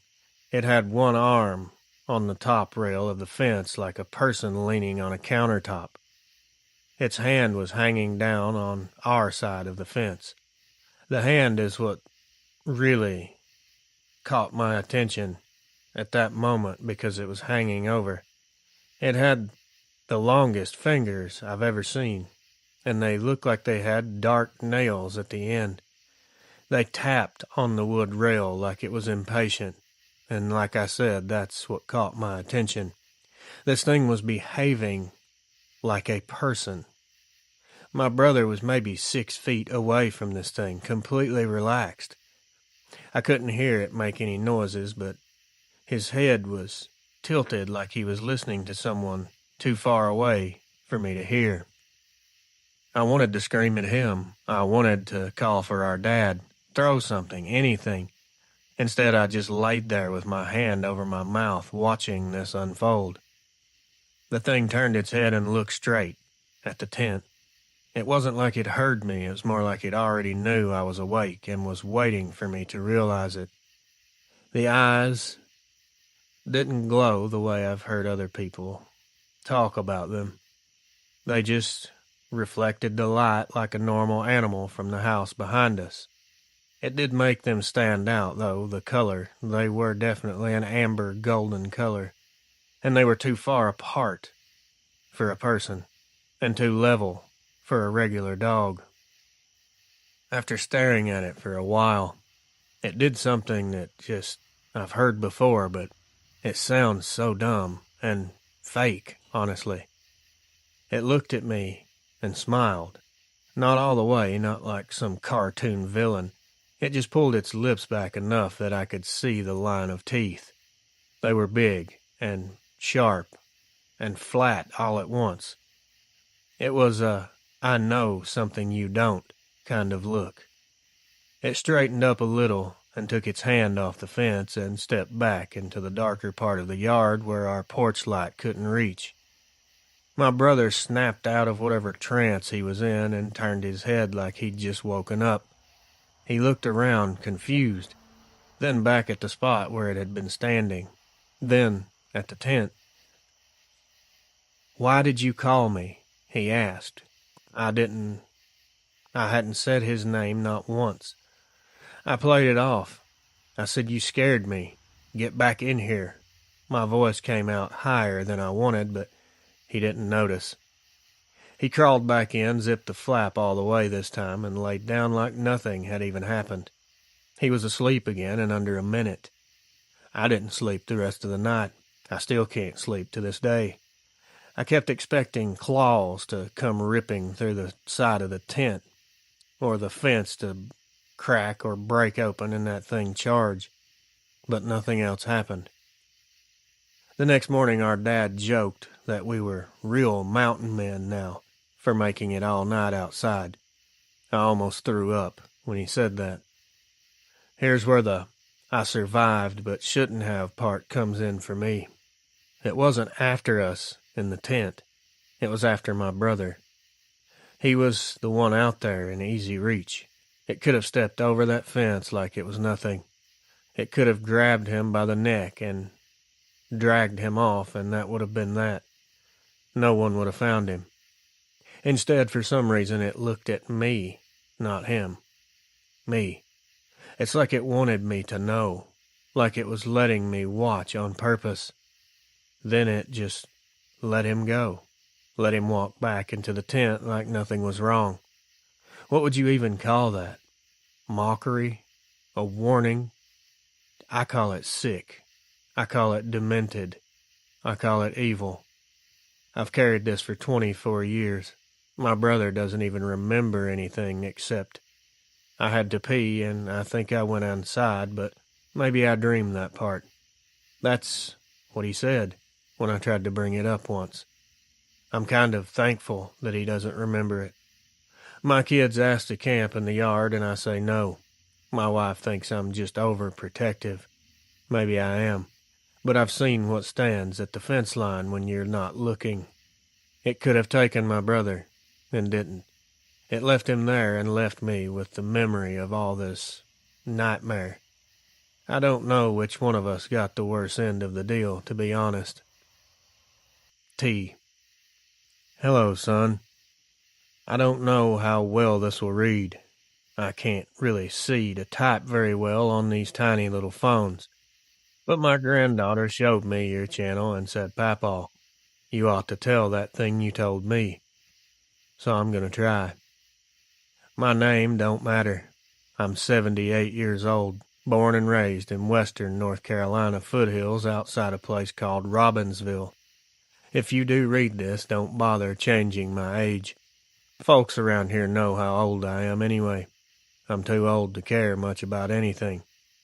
I'm writing this because I should have died in 1997. I ain't being dramatic. I mean it plain. Something had me dead to rights, and it decided not to finish me. I don't know why. I've been thinking on that very question for almost 30 years now. Let me just say it this way. I don't believe in dogmen. I don't believe in werewolves. Any of that. But I know what I saw, and I know what put its hand on me. I know what breathed on my face, and I know damn sure it wasn't a bear. I'll just tell it to you, how it comes out of my head. Back then, my wife was still alive, God rest her soul. I used to do volunteer work over at our church, fixing things mostly, gutters, broken doors. One night, Pastor Jackson called me up around 9:30, saying the alarm was going off again. We had a motion thing on the back door and raccoons kept messing with it. I took my old truck and drove up there. It was cold as a witch's heart, one of them late November nights where the frost is already on the grass before midnight. The moon was bright enough you could see your breath like smoke. The church sat on a little knoll with woods behind it, real old trees. This was an old forest. I always hated walking back there at night because the dark has weight to it behind that building. It's hard to explain unless you've lived around these mountains your whole life. It's like the nighttime watches you. Anyway, I parked, unlocked the back door, and checked the hallway. Nothing. There was no broken window, no raccoons inside. Then I heard the dumpster lid slam. That dumpster sat maybe 30 yards behind the building near the trees. I immediately went to, there's a bear outside. We had one big male that wandered around sometimes. I didn't want it tearing the lid clean off, so I went around the building and shined my mag light toward it. I didn't see a bear. I didn't see anything, as a matter of fact. But the woods behind that dumpster, everything was too still, too quiet, and that put me on edge because I'm not an idiot. My hearing's been getting bad these last 10 years, but back then it was pretty sharp, and that night I heard nothing. Not even the sound of the branches clicking together in the wind. It was completely the very definition of dead quiet. I started hearing footsteps, not on the leaves, on the gravel behind me. I turned around quick, and that light hit something taller than any person or animal I've ever known. It was standing right where the church's back wall meets the grass, like it had been pressed against the building. It was at least 9 feet tall, every bit of it. Its eyes were almost white with a blue tinge to them. They were lower down and spaced far apart. It's very weird to try and describe this from the picture I see in my mind. And the head. Lord, the head it had a long snout, yes, but not like a wolf. It was more blocky, more shaped, like it wasn't made for walking on all 4 legs its whole life. The ears were pointed but turned sideways, not completely straight up. It didn't flinch when the light hit it. It never blinked once. It didn't move like it cared at all that I could see it. I watched it for a second, and it just made its way back. I took a step back and slipped on the frost. Fell right on my rear end. The light rolled out of my hand, and I scrambled to grab it, but I felt something grab the back of my neck. it grabbed my neck and my coat partially, and it just lifted me up. Not off the ground, just enough to keep me from crawling away. I'm not ashamed to say I begged out loud, "Lord, help me, please. Don't let this thing hurt me." I ain't cried since my wife passed, but that night, I did. It pulled me back slow, not dragging me, it was almost gentle, which somehow seemed more odd. Something that big shouldn't be gentle. When I turned to face it, my knees buckled. My legs just quit. I was an old man then, but not useless. My body, it gave out, like my spine had turned into dust. It crouched down in front of me, very slowly, very quietly. It put its hand on my chest. 4 long fingers and a thumb, hair on the back, skin like leather. The nails were curved and cracked like it walked on them sometimes. But the palm was soft, warm. I could feel each finger through my coat. It pressed down barely, like it was checking something.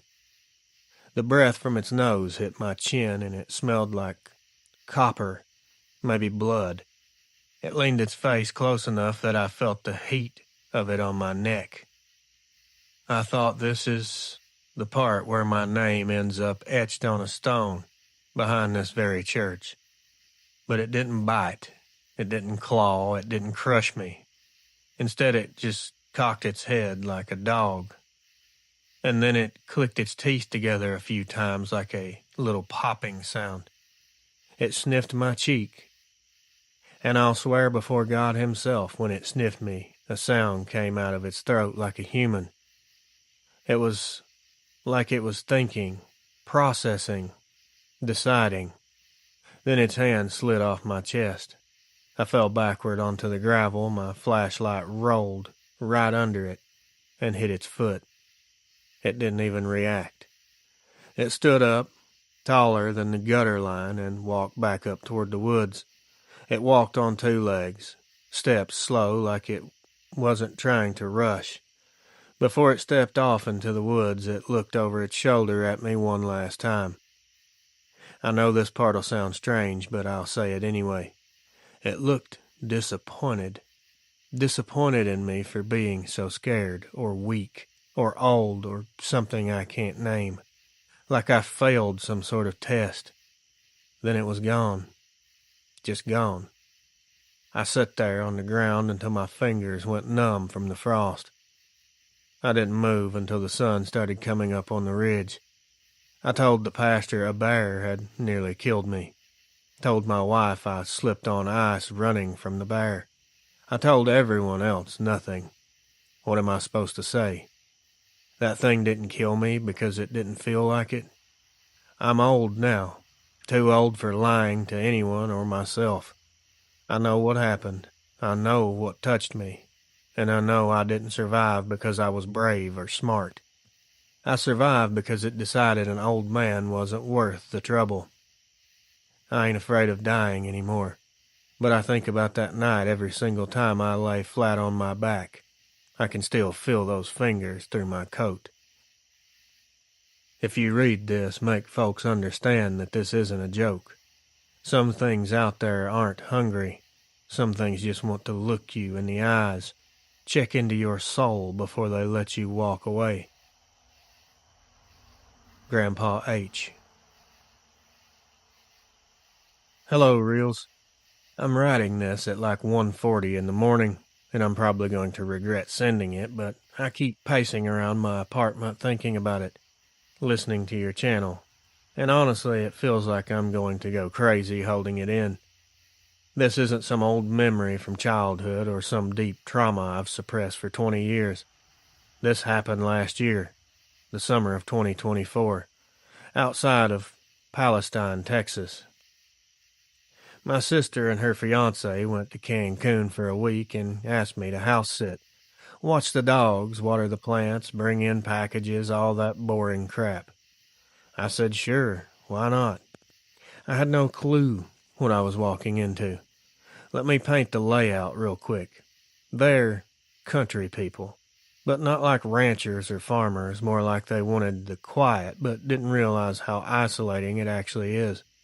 Their house is at the end of a long dirt driveway surrounded by maybe 6 or 7 acres of mixed woods. The nearest neighbor is far enough that if you screamed, they wouldn't have a chance of hearing you. There's 2 dogs, a golden retriever named Moose and a mixed dog named Penny. Both are sweet dogs, and both are loud when anyone pulls in. The first 2 days were quiet and normal. Day 3 is when I started noticing weird stuff. Things were just feeling different.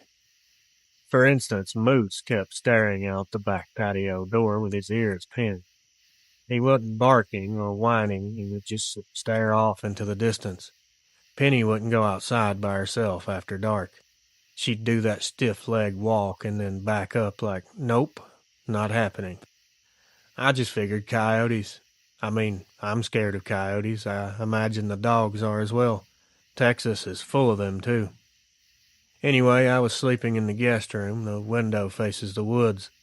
Around midnight that 3rd night, I woke up because I heard something walking in the gravel, crunching outside.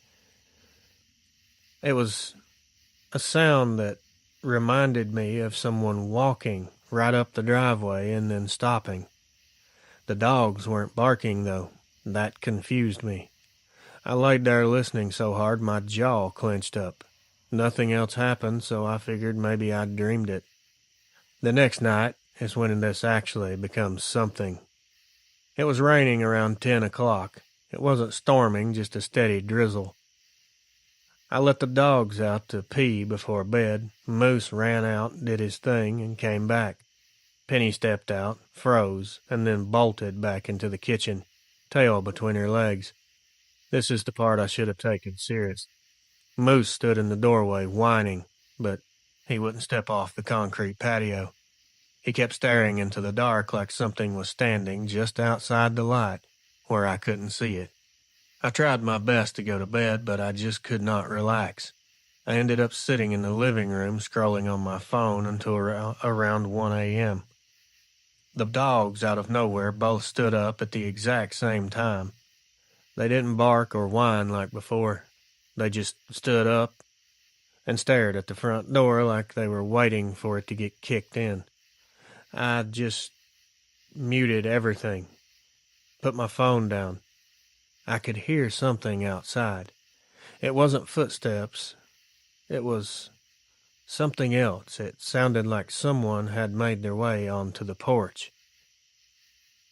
As soon as I heard it and started listening, everything went still and quiet. I thought maybe a deer had wandered up because my sister has a porch light on a motion sensor, so I went to flip the switch to turn it on manually. Before I even touched that switch, the dogs both backed away from the door. You know that cold, numb feeling where your hands feel far away from your body? That washed over me so fast I felt lightheaded. I didn't turn the porch light on. I don't know why. Something just told me not to. I just suddenly felt like lighting up the porch was the wrong thing to do. A minute later, the doorknob made a sound. It didn't turn, it didn't rattle. Something just touched it, ever so slightly.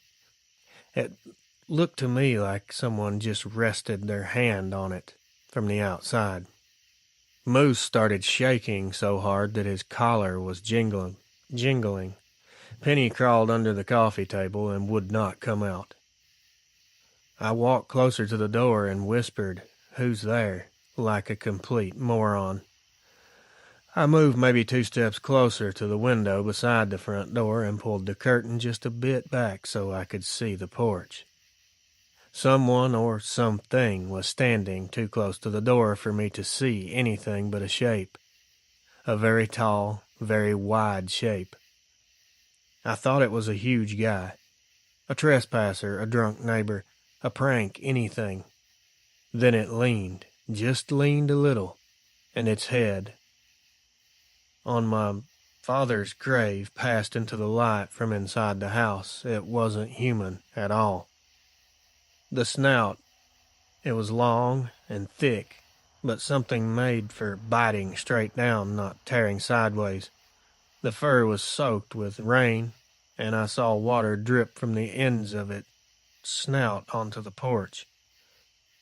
Its ears were laid flat against its skull, not back like a scared dog, flat like something that's pissed off. I jerked the curtain closed without meaning to. My whole arm just reacted. It didn't knock, it didn't leave, it didn't do anything. I finally heard this slow huff, loud exhale through the door. I backed up until I hit the coffee table. The dogs were basically plastered against me. I called my sister's fiancé and got no answer. I called again, straight to voicemail. Then, and this is the part I know you will understand, Reels, the house got quiet, like insulated, suffocating quiet, the kind where you feel pressure on the inside of your ears. Then I heard nails, big ones. It was dragging them down the side of the house. Slow, measured. I don't think it was trying to get in, it was just trying to scare the hell out of me. I wanted to call 911, but what was I going to say? Yes, there's a large dog, man thing rubbing its claws on the outside of the house. Please hurry. So I just froze and waited. For how long, I couldn't tell you. It felt like an hour, but it was most likely around 10 minutes. Eventually, all the sounds faded. Then the dog suddenly relaxed. Moose shook himself off and whimpered to go out the back door, the opposite side of the house. I didn't let him. I didn't want anything to happen to the dogs. I didn't sleep that night at all. The next morning, I found these weird prints in the mud near the front steps. I didn't take pictures. I didn't want proof because I didn't want anyone convincing me it was a bear or stray dog or whatever. I just didn't want to argue with people on these are fake or that's not what you saw. Do not tell me what I saw. I know what I looked at. You weren't there. I was. Don't tell me what I did see and what I didn't. And this is the craziest thing to me. Whatever that was, it could have come through that front door like it was made of cardboard. It could have busted the window. It could have hit the back door. It could have grabbed one of the dogs through the window. It could have circled around and waited for me to go out in the daytime. It didn't. It left. Just left. Like it wasn't hungry. It wasn't there for food. Like it wasn't the point. I never told my sister. She wouldn't have believed me anyway. She'd say it was a bear or a guy messing around the property and I should have called the cops, and maybe so. The part about me calling the cops, maybe so, not the guy messing around. This was not a person. It was too big. Bears don't stand upright at my damn eye level. It just don't happen. And men don't have heads shaped like a wolf. I don't care if people call me crazy. I know I should have been dead that night, and I can't figure out why I'm not. If you read this, you don't have to change much. Just don't use my real name, and don't tell people where the house is. I'm not going back there anyway, ever. C. If you're reading this, it means I finally worked up the nerve to talk about something I've kept buried for most of my life. I'm not looking for attention from anyone. I'm not trying to convince anybody of anything. I just don't want this to disappear when I leave this earth. My name is not important.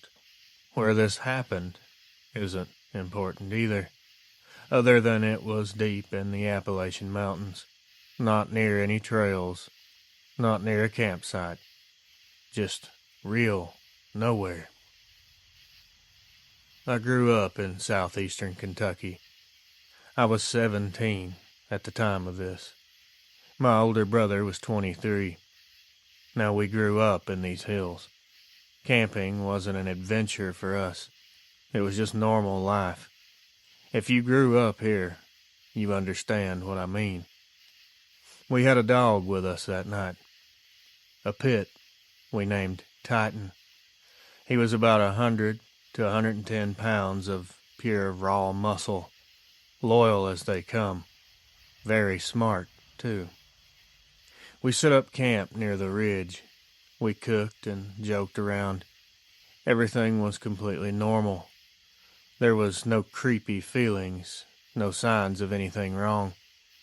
The only thing we ever feared, and it wasn't really fear, it was just awareness. Predators. Normal ones that we'd been taught about. Bears were unheard of in this area back then. And the big cat theory, no one had spoken of this or anyone seen one. The main issues were just coyote, and mostly it was snakes. Rattlesnakes, copperheads, those were the big dangers of the woods. So as long as you pay attention to where your foot drops, there's not much to worry about. Sometime in the middle of the night, I woke up because something was walking around outside our tent. I noticed immediately that this was 2 feet, not 4. That alone just didn't make sense to me. There was no flashlight, no talking, no snapping of sticks or crunching of leaves. There was nothing that would sound like a person, just circling, except for the 2 footsteps. There was just no way, as remote as we were, that there was another person out here, especially walking around in the dark. Titan heard it and went stiff like a board. His hair was up. He was growling in a way that I'd never heard from him in my life. Me and my brother grabbed our guns because that's just what you do here. Not because of monsters or any of that nonsense. Just humans. Or the occasional predator that I spoke of earlier wanders too close. We unzipped the tent. Before we could stop him, Titan shot out like a rocket, and whatever was out there took off running. I wish I could tell you that I saw it, but I didn't. All I know is the speed it moved at didn't match anything I'm aware of that is in the woods before or since. Whatever it was barely made noise going through the brush that should have sounded like a trash truck. Titan chased this thing hard. And we chased him because we were worried about him getting lost or hurt out there in the dark. He was a family member, not just a pet. He got way ahead of us fast. His barking got fainter and fainter as we went. By the time we reached the ridge, he'd gone all the way up and maybe over the other side. We were completely out of breath, yelling for him to come back. Now that dog always listened. He was well trained. Except for that night. Something kept him on the move. Halfway up the ridge, everything just stopped. The barking, the running, the sound of him moving. Silence hit those woods so hard my ears rang. My brother, the toughest man I've ever known, stuck his arm and hand out and motioned for me to stop. There was no yelling, no running, just total stillness. That scared me worse than anything. I turned off my flashlight. I was dead quiet. And so was the surrounding woods. There was no bugs, no wind. Everything had stopped. About 30 seconds pass, and then I don't even have the words for the sound we heard. I will try my best. It wasn't a bear. This was not some kind of cat. It wasn't human. It was like something out of a Jurassic Park movie, and I'm not kidding. It was a deep, vibrating roar with a pitch under it that just mashed you right in your chest. It instantly covered you with fear, goosebumps, and dread. And this escalated very quickly. Out of nowhere, a giant dead log. It had to be at least 200 to 300 pounds. It came crashing down the ridge right at us. It wasn't rolling, this thing was flying through the air. It slammed so close to us we both hit the ground. Me and my brother didn't say a word, we were shocked. We just grabbed each other and got behind the biggest tree we could find for cover. A few seconds later, something else starts rolling down the hill. We didn't know if it was another log or a giant boulder, but we took cover behind the trees. It wasn't another log. It wasn't a rock. It was Titan. I'm not going into details out of respect for him and because there's no reason for anyone to picture what we saw. I'll just say this. Whatever killed my dog did it instantly, quietly, and with a kind of strength that just doesn't make sense for any animal in these woods. My brother didn't hesitate. He said we need to go, and we need to go now. Listen to everything I tell you, and we'll get out of here. He made me run in front of him, and he stayed a short distance behind me in case whatever it was decided to come after us. He wanted me to be safe. We didn't hear anything chase us. There were no more sounds, just the woods staying silent in a way that didn't feel natural. We left our tent, all of our stuff, everything behind, and didn't stop until daylight. I'm 40 years old now.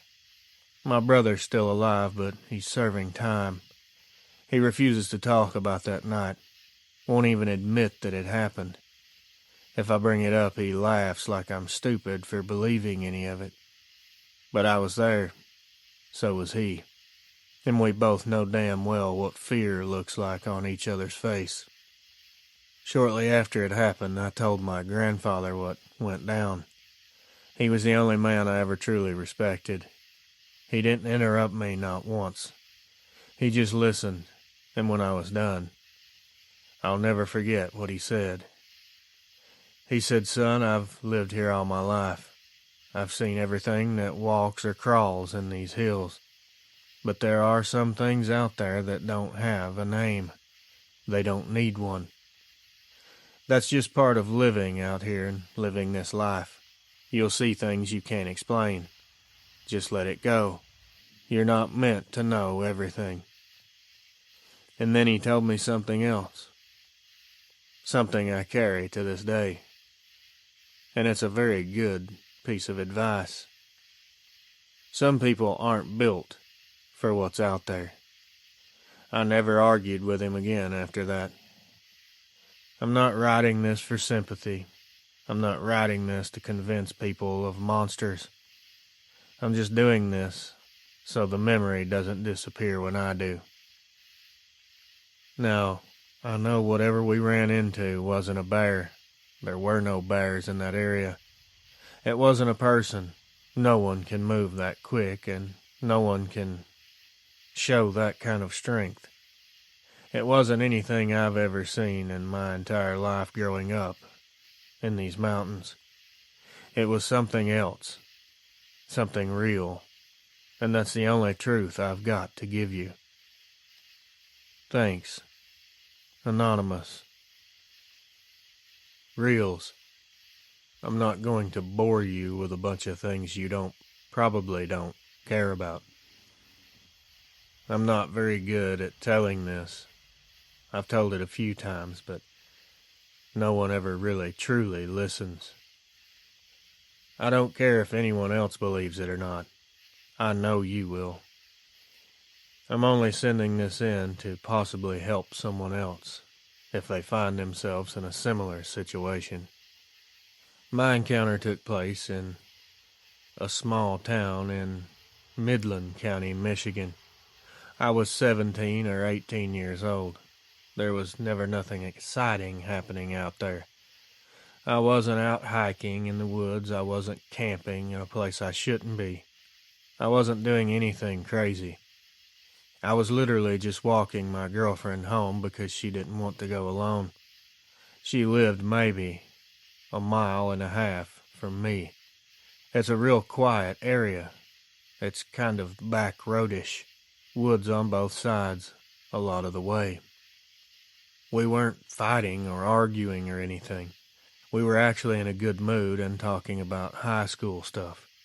I remember that because nothing felt weird at all until we passed this one stretch where the trees grow up over the road like a tunnel. Right when we got under that part, I heard something above us, not behind us, not in front, not anywhere around us. It was overhead, in the trees. As far as wildlife that climbs up into the trees, I thought raccoon. So I didn't even look up, we just kept walking. As we kept moving and it continued to move, this time, whatever it was, it kept pace with us. Like, exactly. When we'd slow down, it would slow down. When we stopped talking, it stopped moving. When we sped up, it sped up. I finally looked up because it was way too big or heavy to be a raccoon. I didn't see anything at first. It was dark, but it wasn't pitch black. A street light from a few houses back was barely lighting the tops of the trees.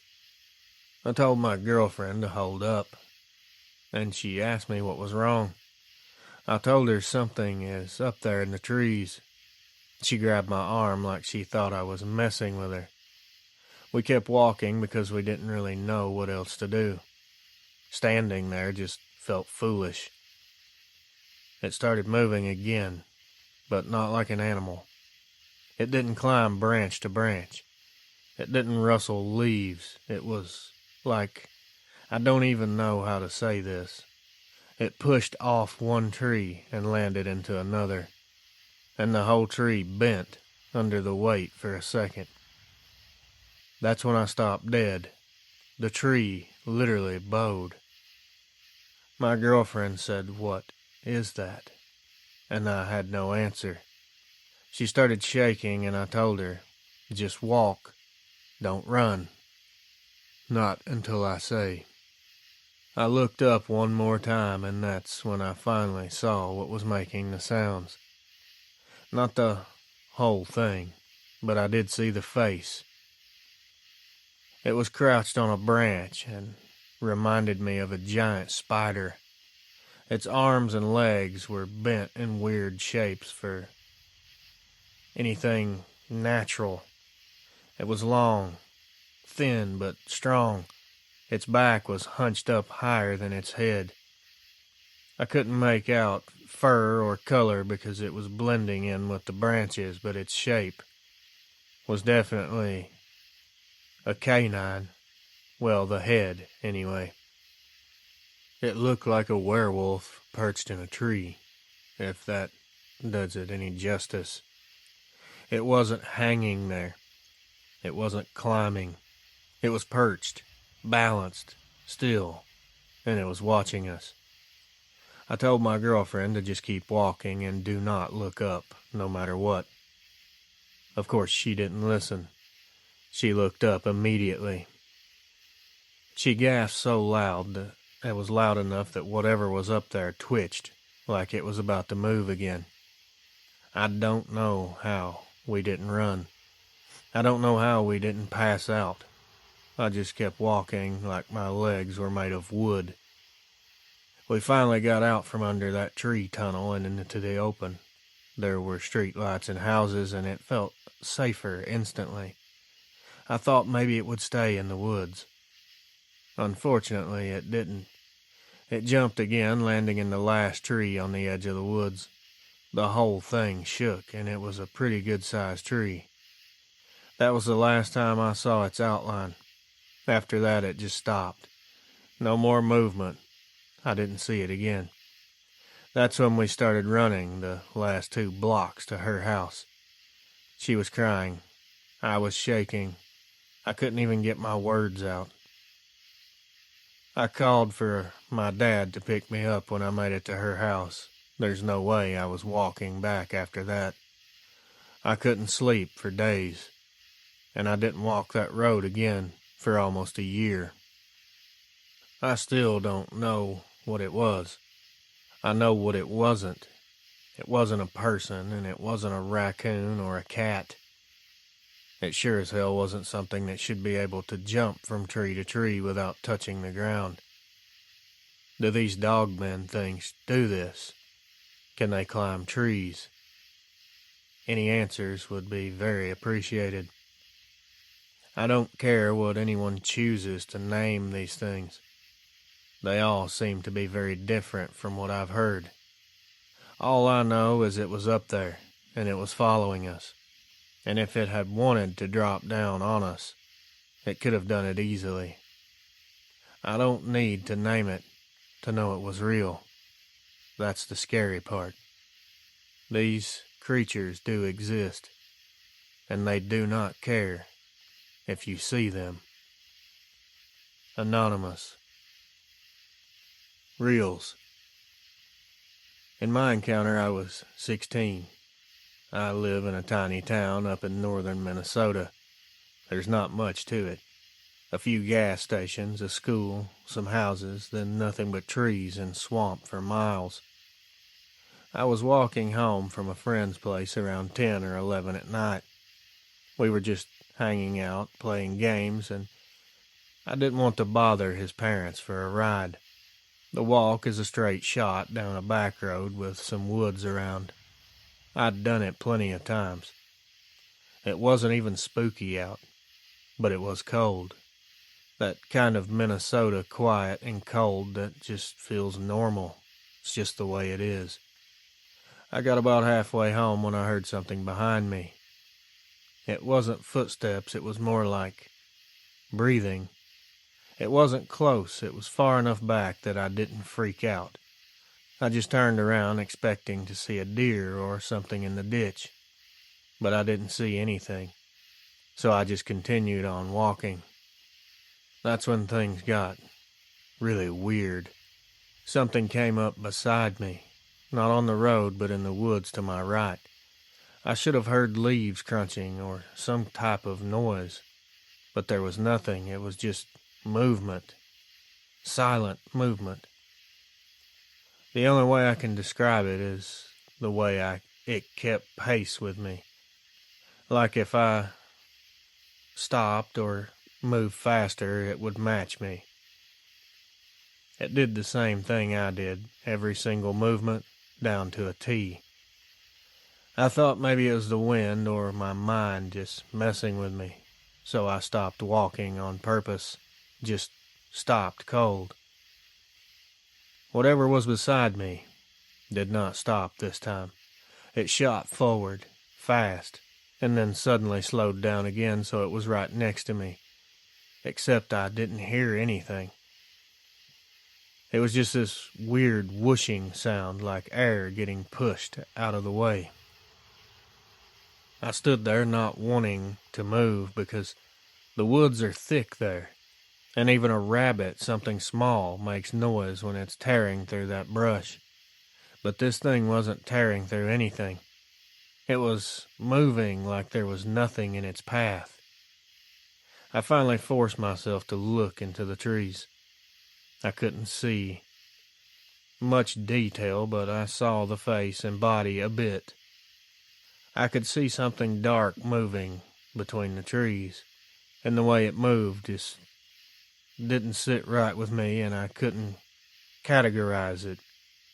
It wasn't jumping, it wasn't even walking. This thing was gliding, almost like it was floating above the ground. Smooth, fast, very strange, something you don't expect to see, something your brain cannot deal with when you do see it. There was no up and down motion like a normal thing moving or running. There was no rhythm. The only reason I even knew where it was coming from was it broke the moonlight every time it passed between the trees. It was a solid shape. It was fast as hell, just gliding through the woods like the ground didn't even exist. I don't really feel as I need to describe what this thing looked like to anyone here. It looked like that Anubis thing from the Egyptian paintings. I wanted to run, but I knew if I did and it could move like that, it'd be on me in a second. So I did the opposite and just walked, very slowly, just normal. Whatever it was stayed right beside me the whole time. It didn't attack, it never left. It just kept up with me like it was walking me home, like it was escorting me out of the area. I hit the last stretch where the woods end and the houses start. As soon as the trees opened up, it stopped. It wouldn't come out into the open. It refused to leave those trees. It just halted like someone pressed pause. I took maybe 10 more steps and looked back. Nothing was moving. There was no outline, no shape, and no sound. The second I got inside the house, my legs just gave out. I had this very strange feeling all over my body. I can't really describe to you how I felt, but it wasn't normal. I don't even know how I stayed calm outside, because the second I shut the door, it hit me how wrong that whole thing was. It was like I'd just survived a life or death situation, and I didn't even know why I was in danger. I could just feel it. My dad came in and asked me why my face was so white. I told him I tripped on ice. I didn't know how to open up and say something ran beside me in the woods without even touching the ground. I'm older now, and I still walked that road all the time. I never seen it again, but I wouldn't recommend walking it at night anymore. That one time was enough. This had to be a Dogman by the way it looked, the way it was shaped. What confuses me is I want to believe these are physical living creatures, but physical living things can't float above the ground. I don't know. I'm just as confused and lost as anyone else. I have no idea. All I know is it was there. I saw it. It was right there beside me. I looked at it with my own eyes. I felt the dread. I felt the fear. And I sure felt the evil. Thanks. I appreciate it. Anonymous. Hello, Reels. I really don't know why I'm even sending this in. Every time I've told it before, I end up feeling stupid, and everyone around me laughs and acts like I'm lying or I'm some kind of crazy person. And the people who were with me don't want to verify or talk about it either. I'm not here for validation or anyone to make me feel better. You can't convince me it wasn't something real, because I wasn't the only one there, and they saw it as well. The thing is, they won't talk about it, and I think they do that to protect their mental state. I can't blame them. It's definitely something that will mess with you for a very long time. The thought, the memory will just hit me out of nowhere. I won't even be thinking about it, and it'll just creep in and ruin my entire day. Anyways, I live in West Texas, not the nice part with the cities, the open part, flat land, mesquite trees, dry wind, and old ranch fences that just seem to go on for eternity. There's a small cemetery outside my town. Everyone knows about it. Kids talk about it like it's haunted, but no one actually sees anything. It's just one of those places people dare each other to go when it's dark. I was 17 back then. 2 of my friends were 17 as well. We weren't drunk, we weren't high, we weren't trying to summon demons or anything dumb like that. We were just bored.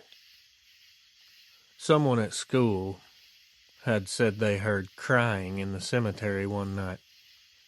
One of my friends said that story was BS, so the other person that claimed to hear it dared us to go out after dark. So we decided to check it out and prove these people wrong. Big mistake. It was around 11 at night. It was clear out. The moon was actually full. You could see the headstones perfectly without even using a flashlight. At first, everything seemed like a normal cemetery. It was creepy, but again, normal. We walked around for a bit, read some of the older stones, messed around. The first thing weird was the wind. All of a sudden just stopped, like someone turned it off, like they could control it with a light switch. I'll try to describe it. It's not easy. But West Texas is never that quiet. There's always wind, and I mean always. My friend, Jake, that's not his real name, he said, "Okay, that's pretty weird."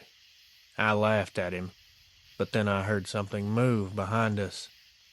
It was like something dragging itself across the ground. We turned around, expecting to be in the presence of a stray dog or something. There's tons of them out there, but there was nothing visible. So we just kept going, thinking nothing of it.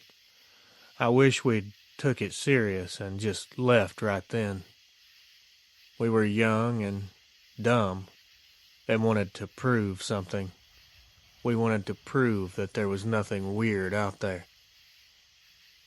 We reached the middle row of headstones when I saw something move again. Not from the side, but between two graves. It was like something crawling through them instead of around them. I thought my eyes were playing tricks on me because the movement was something I'd never seen before except in movies. It was very low, very smooth. I told the guys to stop talking. I didn't think they understood at first. I don't think they did. Then it moved again. This time we all saw it. All of us. Something was crawling across the cemetery, almost flat to the ground. Its stomach was nearly touching the dirt. Its elbows and knees were sticking out of the sides. It was bent in a way that just didn't look human or animal. This thing was weird. It was almost crawling like a spider, but this thing was huge. I don't hear any sounds at all, or I don't remember hearing sounds. The moon hit it once when it passed between two of the taller stones, and all three of us saw how long its limbs were. They were just way too long. I would have thought for a second that this could have been those other kids out here trying to prank us because they knew we were coming out. But the limbs, the size, there's no way. None of us said a word. We just stood there like morons watching it move. It wasn't coming in our direction. It wasn't moving away from us either. It was weaving between the headstones like it was looking for something. Every time it stopped, the whole cemetery felt like it was trapped in a bubble, almost like a vacuum.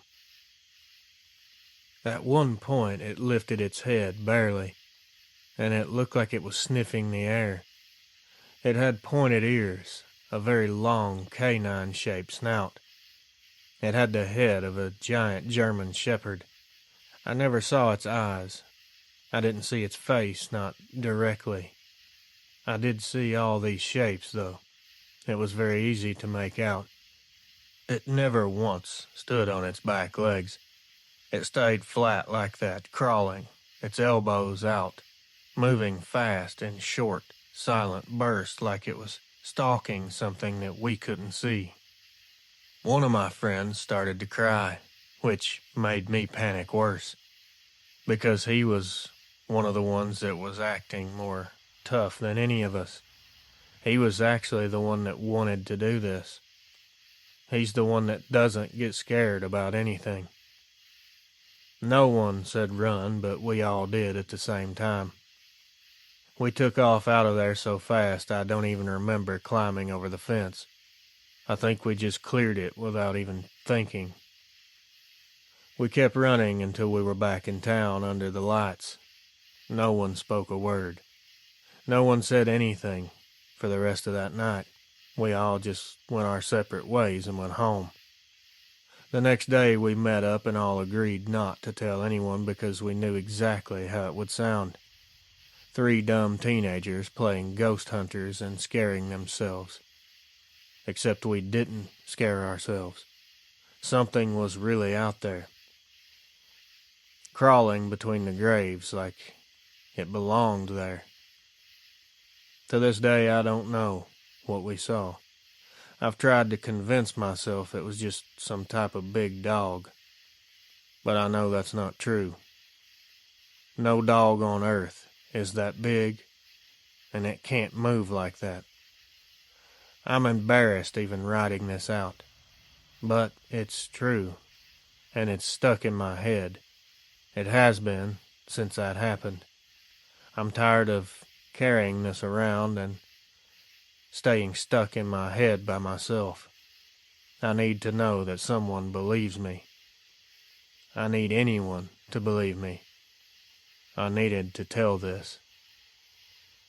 Reels, if you use this, I hope that people believe me. I hope that they take caution when out at nighttime, especially around the woods or cemeteries. I've heard other encounters where these things linger around graveyards or cemeteries, and sometimes burial grounds. I don't know why they would do this, but it seems to be a thing. I just want everyone to be safe and not feel like they're alone. Anonymous, West Texas. Reels. I'm not sending this to you for you to read on the channel, and I'm not looking for anyone to give me answers to questions that I don't think even has an answer. I don't really care to know what people's opinions are on this situation. There's no getting around what I saw. There's no misidentification. There's no putting a name to it. There's just no explaining this. It happened in Delaware about 5 years ago.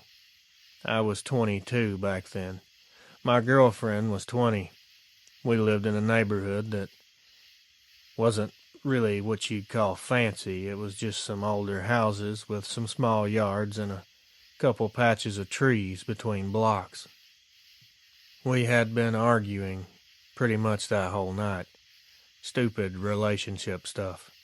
It wasn't really dramatic, just we were both stressed and talking it out with each other. We decided to take a walk instead of sitting inside screaming at each other. It was around 10 p.m., maybe 10:30. It was not late enough to feel unsafe, but late enough that the street was empty and quiet. We were walking down the sidewalk on Cedar Lane, still arguing, but calmer, when I noticed something was off. I didn't hear the normal stuff. I didn't even hear cars in the distance, no TVs from open windows, no dogs barking. It's like we were the only ones on the planet at the time. And I almost forgot this happened in Delaware, by the way. Legends, I think this guy was nervous. I'm pretty sure he mentioned it was in Delaware in the beginning. I don't even know why I looked up at the time. I didn't think much of it or say anything because I thought I was just tired from the argument. We got near this older house on the left, a 2-story house with white siding. Nobody we knew lived there. There was a big oak tree beside it and a street light across the road, so the roof line should have been easy to see. I don't even know why, but I looked up. I just did. Something was standing on the roof of that house. It wasn't sitting, it wasn't crouching, it was standing there. Its chest was really wide. It was very tall. It looked like its arms were hanging down a little too low. But the part that was really weird was the way it was turned. It wasn't turned toward the street, not toward the door, but angled toward us. My girlfriend just kept talking until she realized I wasn't responding. She looked at me, and then looked where I was looking, and her whole face changed. She grabbed onto me so hard that her nails dug in and left marks. Now this next part, describing what we saw, is the hardest part for me. This is the part that sounds like something out of a movie or someone makes up just for attention. But I swear on my life, what I'm about to tell you was real. It was shaped like a big, lean, muscular man, but the legs were bent back the wrong way. The head was German Shepherd shaped, but it was absolutely huge. The head looked like it was too big for the body, even though the body was huge itself. It wasn't moving a muscle. It never moved in any way. It was just staring dead at us, like a statue on the roof. I didn't feel scared the way normal fear works. I felt disconnected, like my body registered danger, but my mind wasn't sure of what I was seeing. My brain wasn't sure if I should be scared, but my body was screaming, "You are in danger." My girlfriend asked, "What is that?" I had no idea how to answer her.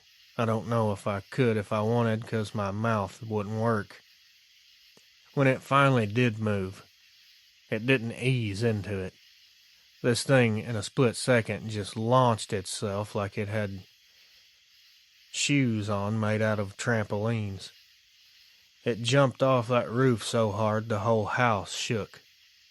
It didn't fall or jump like a person. It propelled itself forward, like it was diving into the air. It hit the ground once, just once, and then vanished into the trees behind the house. No sound after that. We just stood there staring at the spot where it disappeared to. My girlfriend was completely wrecked. I could see tears pouring down her face like she was in shock. She probably was, because so was I. I didn't cry. I didn't run. I just felt numb, detached, like what I saw just was something from another world. My brain just refused to process it the normal way. We walked home without talking. We broke up a week later. It wasn't because of that night, but I think it added something between us that neither of us could deal with. I've never even been near that house again. It's not because I'm scared, just because every time I think about it, I feel the same numb, unreal sensation wash over me. I can't tell you for sure what was on that roof. It wasn't something normal, that's why I can't be sure of telling you. I don't know why it was watching us, and I don't know why it moved like that. But I do know what I saw, and I know that that's something that we humans are not meant to see. As soon as we saw it, it made itself disappear. That tells me that we're not supposed to see these things. If you ever find yourself in the wrong place at the wrong time, and one of these things is near, I'll pray for you, because you'll never be the same if you see it. A. Delaware. Reels. I hope you can read this all right. I'm not that good with computers and stuff, and I'm 68, and my hands have a mind of their own sometimes. So if you see a word that's wrong, just try to look past it. I ain't writing this for show. I'm writing it so somebody else might understand what I seen. Folks around here either laugh at you or stare at you like you've lost your damn mind. I live in Adams County, Ohio. I've been here my whole life except for 2 years when I worked up near Columbus doing construction.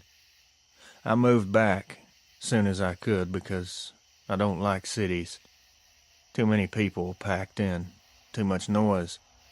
Out here you can actually hear yourself think, or at least I used to be able to.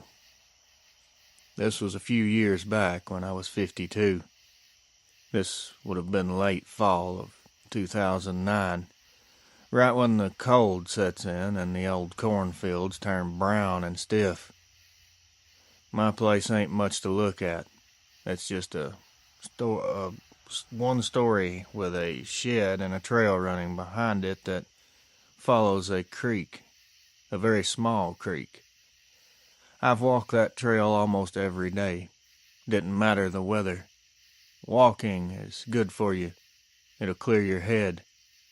Back then I was still strong enough that my legs didn't fight me about it. There's this one dip in the trail where the ground goes soft because it's close to the creek. Deer come through here all the time, so I'd always watch for tracks or prints. Some nights I'd even take my little radio and listen to a ball game while I was walking. That afternoon, though, I didn't bring the radio. I don't know why, just didn't feel right carrying it. Funny how small things stick out like that later on. It was about 4 or a little after. Daylight was dipping, but I could still see pretty well. The air was sharp, had a bite to it, where every breath feels like it scratches your throat a little. The trees were bare enough then you could see deep between them into the woods. It felt normal. It was pretty quiet, just me and the sound of leaves under my boots. Then I smelt something. At first I stopped because I thought maybe a deer had died somewhere close by. I've smelt that rot before, but this wasn't rot. It smelled kind of like a wet dog, some type of soaked animal, but this was something heavy. It was a thick scent. It was like mud after a flood had washed through, like something that's been rolling in water that ain't moved in a long time. It's hard to explain it right, but that's the smell, and it hit me first. I kept walking another few steps and started hearing this soft sound across the creek. It wasn't something stomping around, it was more like something big that was moving carefully, trying not to make a lot of noise. That bothered me the most. When animals move quiet, it's usually because they're hunting or they're watching something that they're about to start hunting. Predatory behavior. We all know that. I called out, trying to spook whatever it was.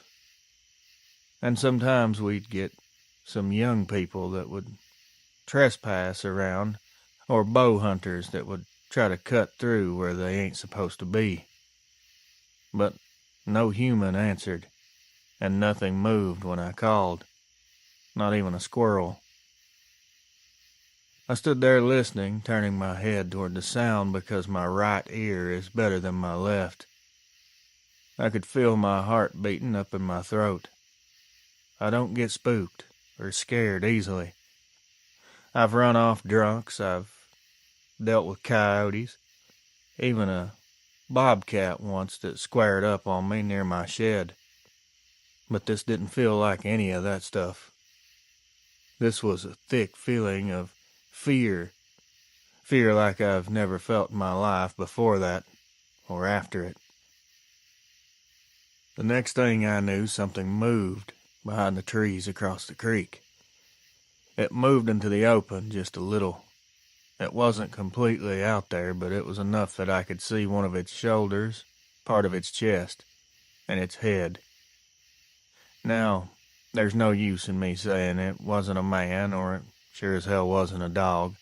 It was like something stuck between the two, but messed up or deformed in all the ways that matter. I do believe this was one of your dogmen. The head looked mostly like a wolf, or maybe a German shepherd type shape to it. But it was more forward, a longer snout, thicker across the top. Like this thing could crush bone. It was an absolute monster of a being. The fur was spotty, patchy in places, darker in others. Heavy, thick patches around the shoulders and back, but thinner along the ribs. A winter coat, maybe. Or maybe it was sick or old. I couldn't tell you. I don't have no miracle answers for you. I just can tell you what I seen myself. One of the things that had me baffled at the time was the height. The damn thing had to be at least as tall as the lower branches. I'd guess well over 7 feet. But truth is, I don't trust that number. All I know is it was taller than me or any other person that I've ever met. It was broad across its chest like it carried weight that it didn't have to struggle with. This fellow was solid. Its eyes were big, set far apart, and yellow. They were intelligent. I could see it. The way it looked at me like it already figured me out, like it knew what I was going to do before I even did it. That's what made me step back. I didn't run. I ain't stupid. Running means you're prey. I moved as slow as I could, taking small steps, trying not to make any sudden moves. I kept my eyes down because something in my gut told me not to stare at its face. Eye contact would be a challenge. And this, you don't want to challenge this. Don't act bold. Just leave. I backed up maybe 10 or 15 steps. Every step I took, my legs felt like they were pumped up like a water balloon. When I looked up again to see if it was still there, it was gone. Completely gone. I didn't hear it leave. I didn't hear any sounds, didn't see any movement. It was just empty woods and the creek, moving slow over the rocks. That silence hit me like a freight train. The woods just ain't supposed to go that quiet that fast. This thing had some sort of power to it. And not only am I saying it was physically big and powerful. When I say some kind of power, I don't mean physically. This thing had some kind of power to do something to the air or the space around it. I was never so happy to see the back corner of my house. I didn't turn my back on the woods until my boots hit the gravel in my front yard. When I got inside the house, my wife asked me what happened because she knew I was home early. Said I was looking a bit pale. I tried telling her, but I just didn't know how to spit it out. How do you explain something that you don't even understand yourself? I never went back down that trail after that. Haven't since. I still own the land, but the woods don't feel like mine anymore, if you know what I mean. I haven't felt like they were mine since that day, and they most definitely aren't. Now, I hope you believe me, but you don't have to. I'm not asking you to. I'm too old to care about what anyone believes or not. I'll be gone soon enough. I just wanted to say it to somebody who might have heard stories like it before. Something in these woods walked on 2 legs and looked at me like it was trying to figure out if I was human or alien. That bothers me a lot, thinking about it. It's like this thing was superior to us, and I mean human, that is. What in the world is out there? I hope I can get an answer before I'm gone, but I'm not looking for it. Probably too much to ask. That's it for me. L.R. Adams County, Ohio. Hey, Reels. I'm just gonna jump right into my encounter. I hope that's okay. I don't want to give too much information about myself. I'm not comfortable with that. I'm 27 years old, and this took place 4 years ago down in Louisiana, about 20 minutes outside of Alexandria. My older sister lives out in the country with her husband and 2 big dogs. They went on a cruise and asked me to stay at their place for a week to watch the dogs and keep the house from looking empty. I thought I was gonna make some easy money. She was paying me, of course. I work at a dentist office in town and was between apartments at the time, so a whole house to myself sounded like a vacation. And I'd done it before for 'em, but nothing weird ever happened on them other times. That's important to me because I know how the place is supposed to feel, if that makes any of this make any more sense. Now, just to give you an idea, their house sits off a little parish road. It's a long gravel driveway, pine trees on both sides, and then a kind of a half-cleared yard around the house. Our nearest neighbor out there would easily be a quarter-mile down. You can barely see their porch light through the trees on a clear night. Behind the house it goes back into woods and then some swampy low ground if you go back far enough. That's just normal around here, though. They have 2 dogs. Both are rescues. One is a lab mixed with something. The other, maybe some kind of shepherd in him. They're both big boys. Loud, menacing barks, but they're sweethearts. I always felt safe with them around, especially when I was there by myself. Everything was fine the first couple nights. I'd go to work, come back, feed the dogs, watch Netflix, and go to bed. There's motion lights on the corners of the house, and they'd kick on sometimes if a possum or something ran under them. Didn't think anything about it. Happens all the time. That night was a Wednesday night. I remember it well. I'd just finished folding laundry and was making a list of stuff to pick up in town the next day.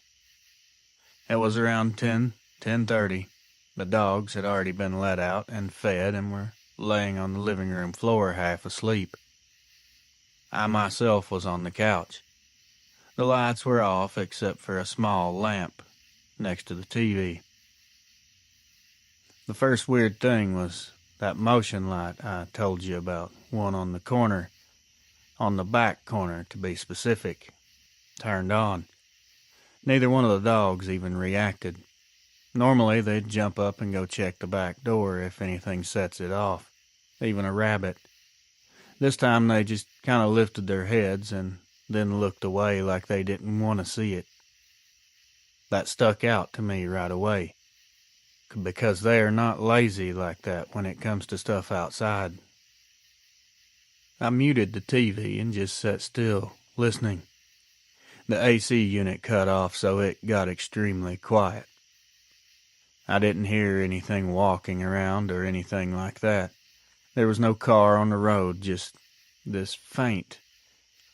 I don't know how to describe this the right way, but it was like a slow rubbing sound on the siding outside. It didn't sound like claws, anything sharp. It wasn't knocking or banging. It was like someone dragging their hand along the outside of the wall. I got up and went to the back door. There's a small window in it with some blinds.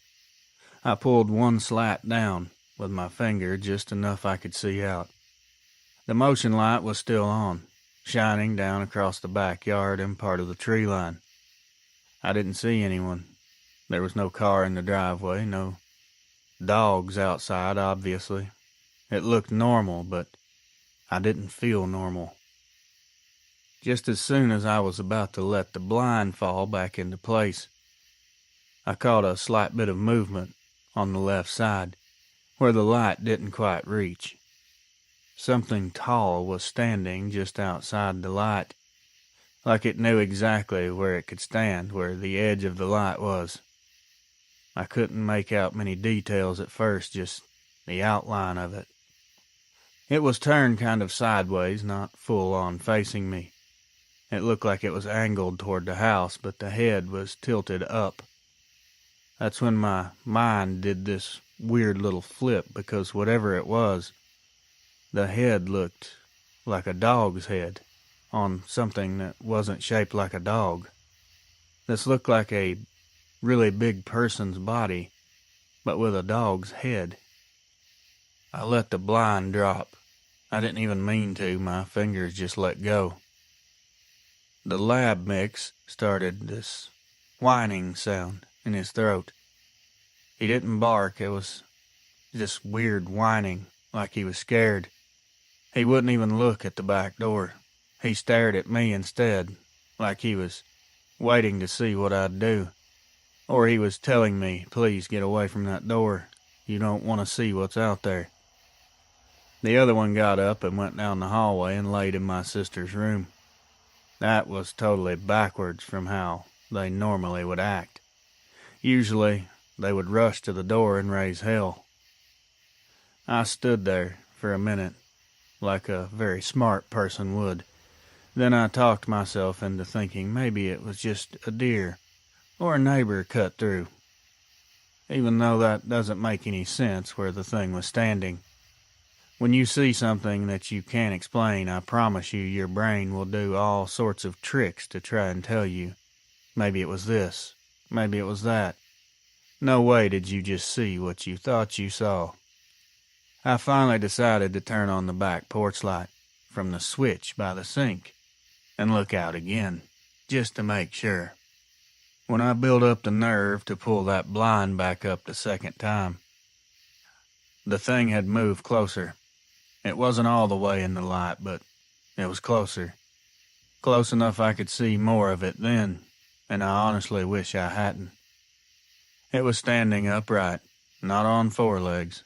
The shoulders were high and wide, too high and too wide for a man.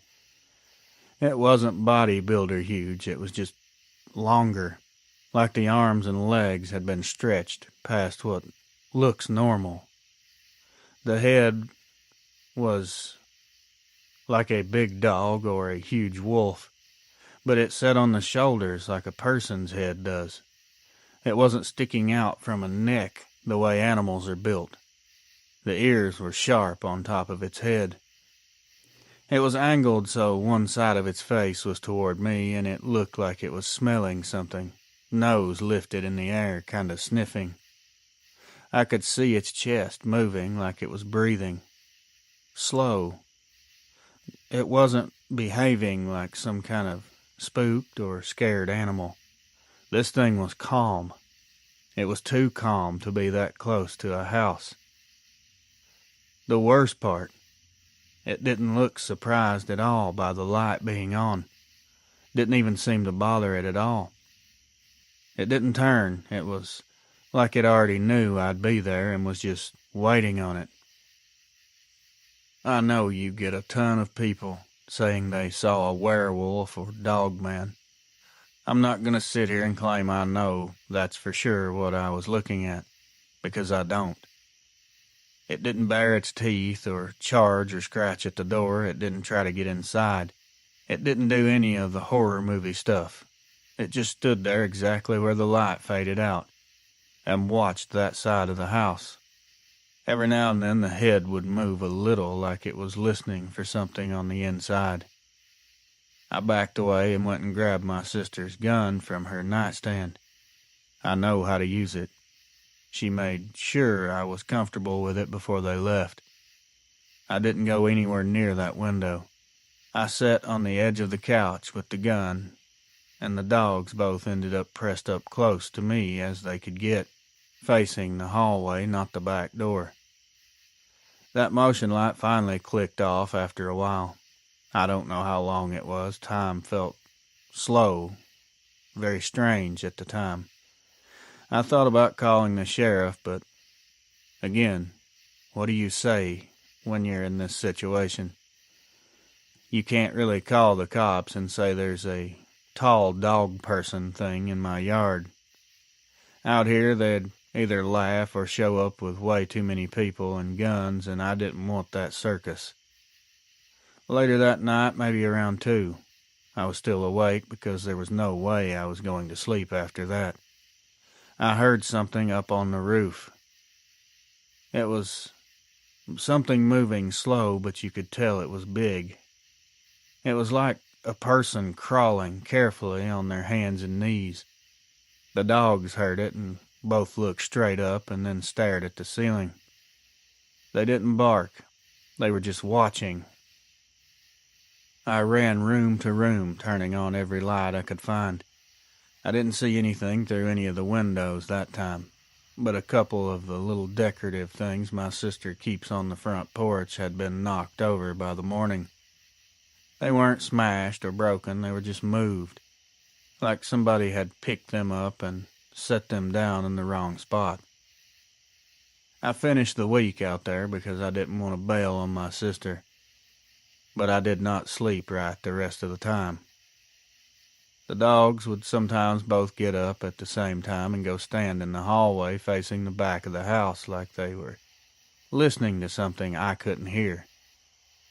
It was just this weird, quiet alert. I still don't know which is scarier to me, the way it looked or the way it acted. If it was just some big animal that blundered into the yard, it should have spooked when that light came on, or run off when I moved the blind.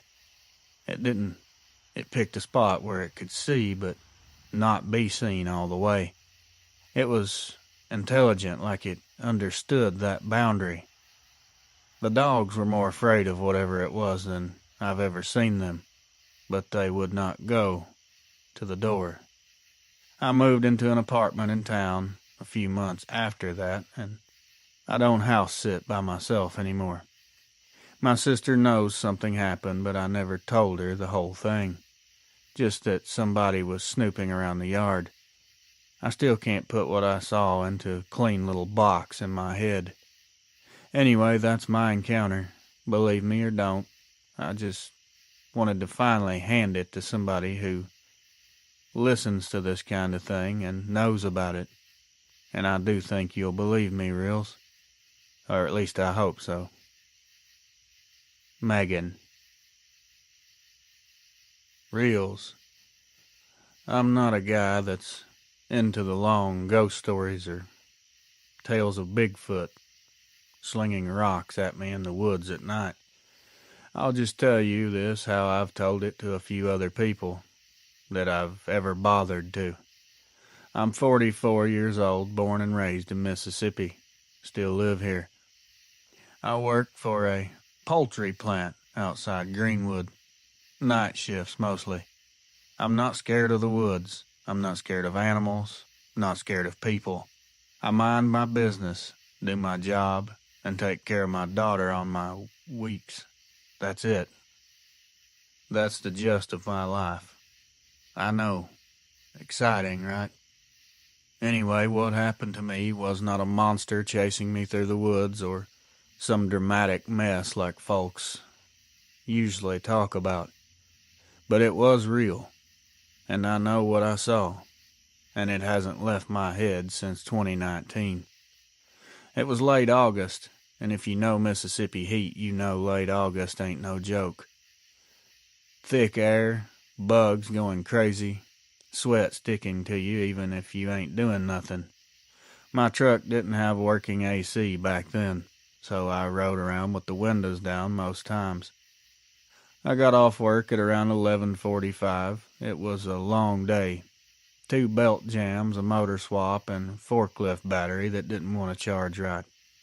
I was beat. I clocked out, said bye to a few of the guys on shift, and headed home. The drive's mostly back roads. It's pretty dark out there. Nothing but fields and trees everywhere. About 15 minutes into my drive, I got behind a slow-moving vehicle. I wasn't even mad about it. Gave me time to relax a bit.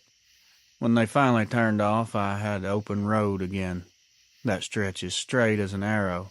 Fields on both sides, little patch of woods popping up here and there. Not a house in sight until way farther down. This part matters. I wasn't tired enough to hallucinate. I wasn't drinking. I wasn't worked up. I was just driving home thinking about heating up leftover chicken and going to bed. Keep that in mind. Right past the LaFleur County line sign, something ran out across the road ahead of me. At first, of course, it looked like a deer from that distance, so I hit the brakes. But I quickly thought deer don't move like this thing was moving. It crossed the whole road in 2 long strides, like its legs were 6 or 7 feet long on their own. This thing was definitely tall. Didn't even look at my truck when my lights hit it.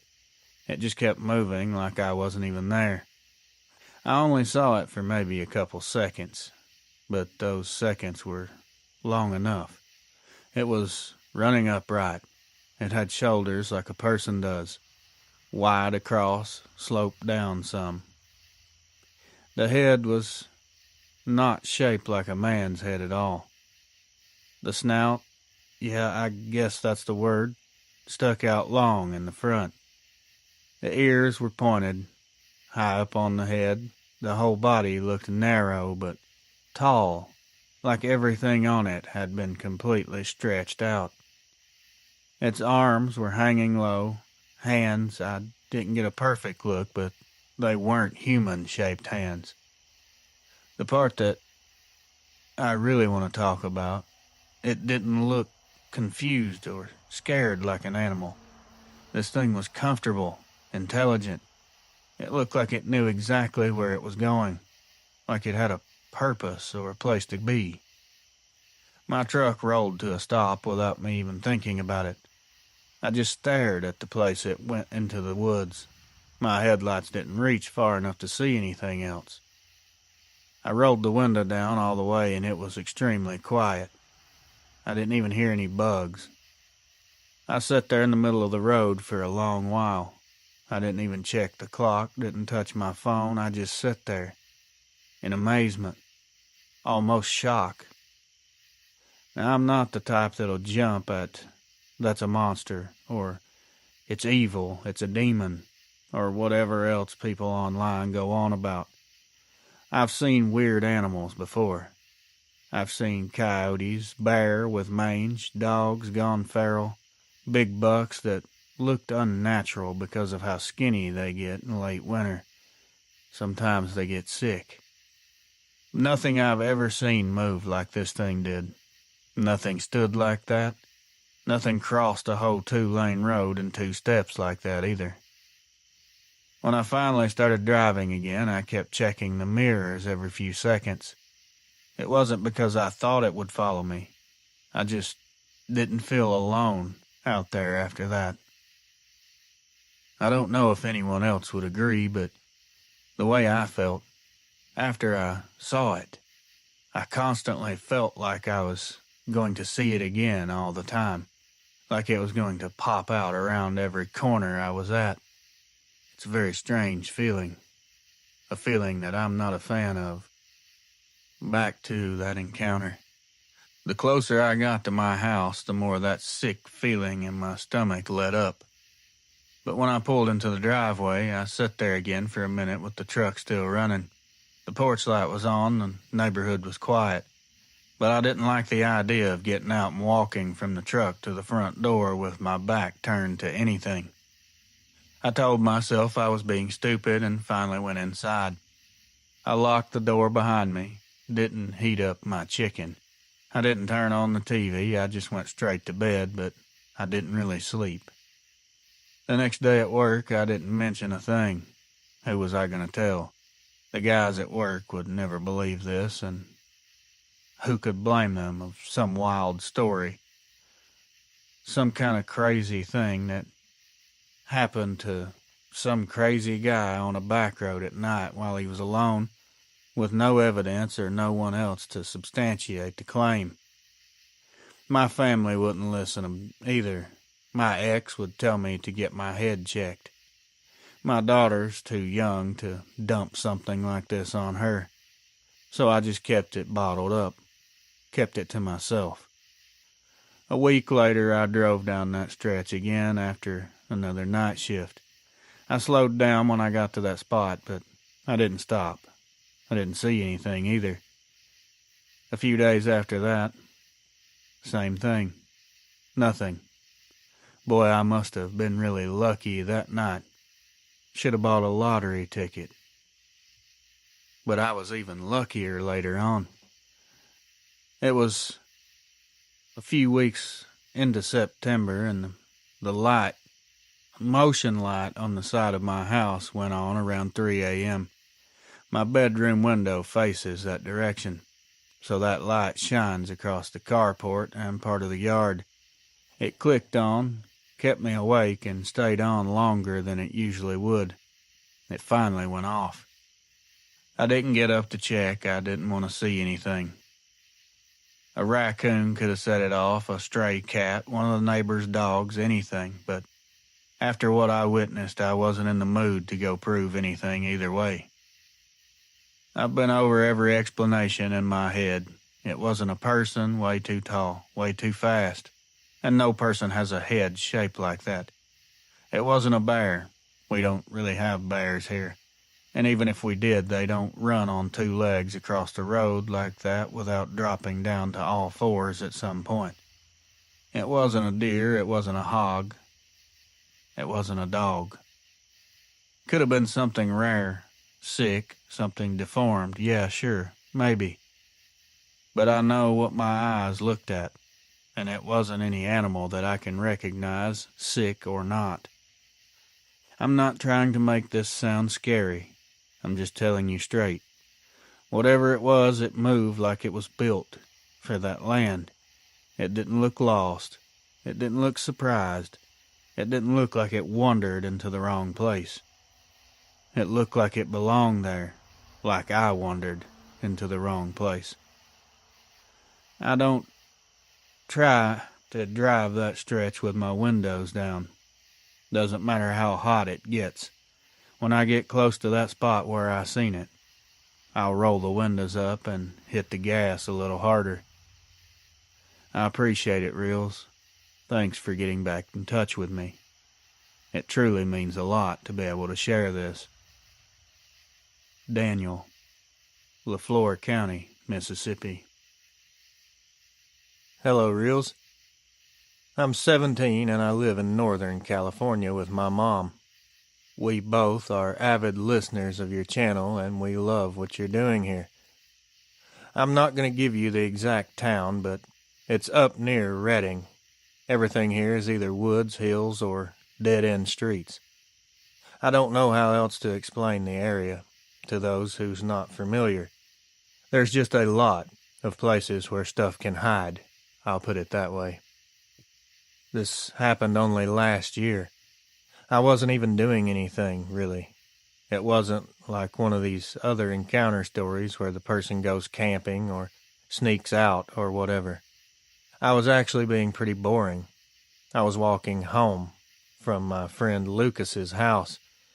We'd been hanging out, messing around, playing video games, and eating some pizza. His house is maybe a 15-minute walk from mine. It's not deep woods or anything, but it's a kind of a spot where street lights are random and some of them don't even work. There's these long stretches where you're between houses. It feels rural, even though it's technically still in town. Anyways, I left Lucas's place around 9 or 9:45, somewhere around there. That's not exact, but I don't guess it matters. It was dark. My mom wanted me home by 10. It wasn't super dark yet, but the sky was still kind of blue, but getting darker quickly. I had my earbuds in, listening to music. First mistake, I guess. About halfway down Miller Road, I got this weird feeling like someone was behind me. Not close, just behind me somewhere, watching. You know when your brain kind of pokes you like, hey, turn around. It was that feeling. I kept walking, but I paused my music. When everything got quiet, I could hear something walking. It was clear footsteps. And it wasn't like someone walking up fast. It was just stepping every few seconds, not matching my steps, not making loud sounds or crunching. It was more like soft thuds, heavy. I know that sounds stupid, but that's how it felt. At first I wanted to believe it was just someone out for a walk or a jog, so I turned around to look. No one was on the road. The street was empty, totally empty. But on the right side, where the ditch slopes down and there's this line of brush and small trees, something was in there. It was moving, not a lot, just every so often there would be a quick shift, like something pulling its head back behind the branches. My whole stomach dropped. I don't know why that scared me more than seeing an actual person would have, but it did. I think maybe because whoever or whatever it was didn't want to be seen. That was definitely nefarious behavior. I said hello out loud. Not very loud, but loud enough they could hear me. It was just this little half whisper because my throat was dry and felt tight. Nothing answered. I kept walking and tried to tell myself it was just an animal. We get a lot of deer here, but I don't think they could make thumping sounds that loud. They came right up to people's yards most times. I tried so hard to believe that's all it was. But deer are not going to follow you like that. They don't move when you move and stop when you stop. And they definitely don't hide behind bushes like they're waiting for the right moment to ambush you. I speed walked for maybe a minute. Then I looked back again. There was still nothing or no one on the road. Something was crouched down in the ditch now. I could see it, and it was closer than before. It's like it had moved up when I wasn't looking. I didn't see it perfect. The street light near the corner was half dead. But when it lit up for a second, I saw eyes. They weren't glowing like headlights. They were just reflecting back like a regular animal would. They were a blue color, almost white. They were very far apart, which scared the crap out of me. And then I noticed they started rising and went up to close to 8 feet if I had to guess a height. They moved left a little, then back. Then this shape I could see like a shoulder. It rose up even higher behind the bushes. This thing is big. These things are big. At least the one I saw was big. The head was long in the front, kind of down like it was smelling the ground or something. I only saw it for a second, but it was definitely like the head of a dog. It dropped back down. And the head, as best I can describe it, looked like a bulldog's head because it was round and thick, but the ears were like they were cropped. They were pointed like a wolf. I started shaking violently, uncontrollably. My arms, wrists, and hands went numb and started to tingle. I grabbed my pepper spray that my mom makes me carry, even though I knew damn well pepper spray wasn't going to do much to something that big. I wanted to run. I really did. But When people say their legs feel heavy like they're made out of lead, they're not joking. They weren't stiff, they were more like rubbery. I had never felt that before. It was like if I tried to run, I'd fall flat on my face. I walked faster, as fast as I could without full-out running. I kept looking back every few steps. There was this part of the road where the houses stop for about a quarter mile, and it just has trees on both sides. When I reached that stretch, everything got dead quiet, even the insects. That's when I heard something behind me move way faster. It's like it was closing the distance on purpose. I didn't see it climb out of that ditch, but I heard something big hit the ground. Not a slam, it was a deep thump of weight landing hard. I turned around, and I wish I didn't. I wish I would have just kept going and not looked back. I would be in a different position mentally now. It was standing halfway behind a tree, completely upright, way taller than the stop sign behind it. Its shoulders were hunched forward. Its legs were bent backward like a dog. Not like a bear standing up, more like knees that were meant to bend that way. I know how it all sounds. I've heard these before, and some of them do sound pretty unbelievable, but I would never call anyone a liar, because I know how it feels. It looked like a wolf's head, kind of, but like I said before, it was round and thick like a pit bull or a Rottweiler. The ears were pointy like a wolf's, and the nose was short and stubby. It looked like it ran into a brick wall doing 100 miles an hour and flattened out its face. My brain said wolf, but there was nothing else to compare it to, really. It wasn't shaking or acting crazy. It wasn't aggressive. It was just staring at me. I don't know, and I can't guess how long we stared at each other. It was probably just a couple seconds, but it felt like everything just went into slow motion. My eyes kept bouncing between its face and its hands, or claws, something in between or a mixture of both.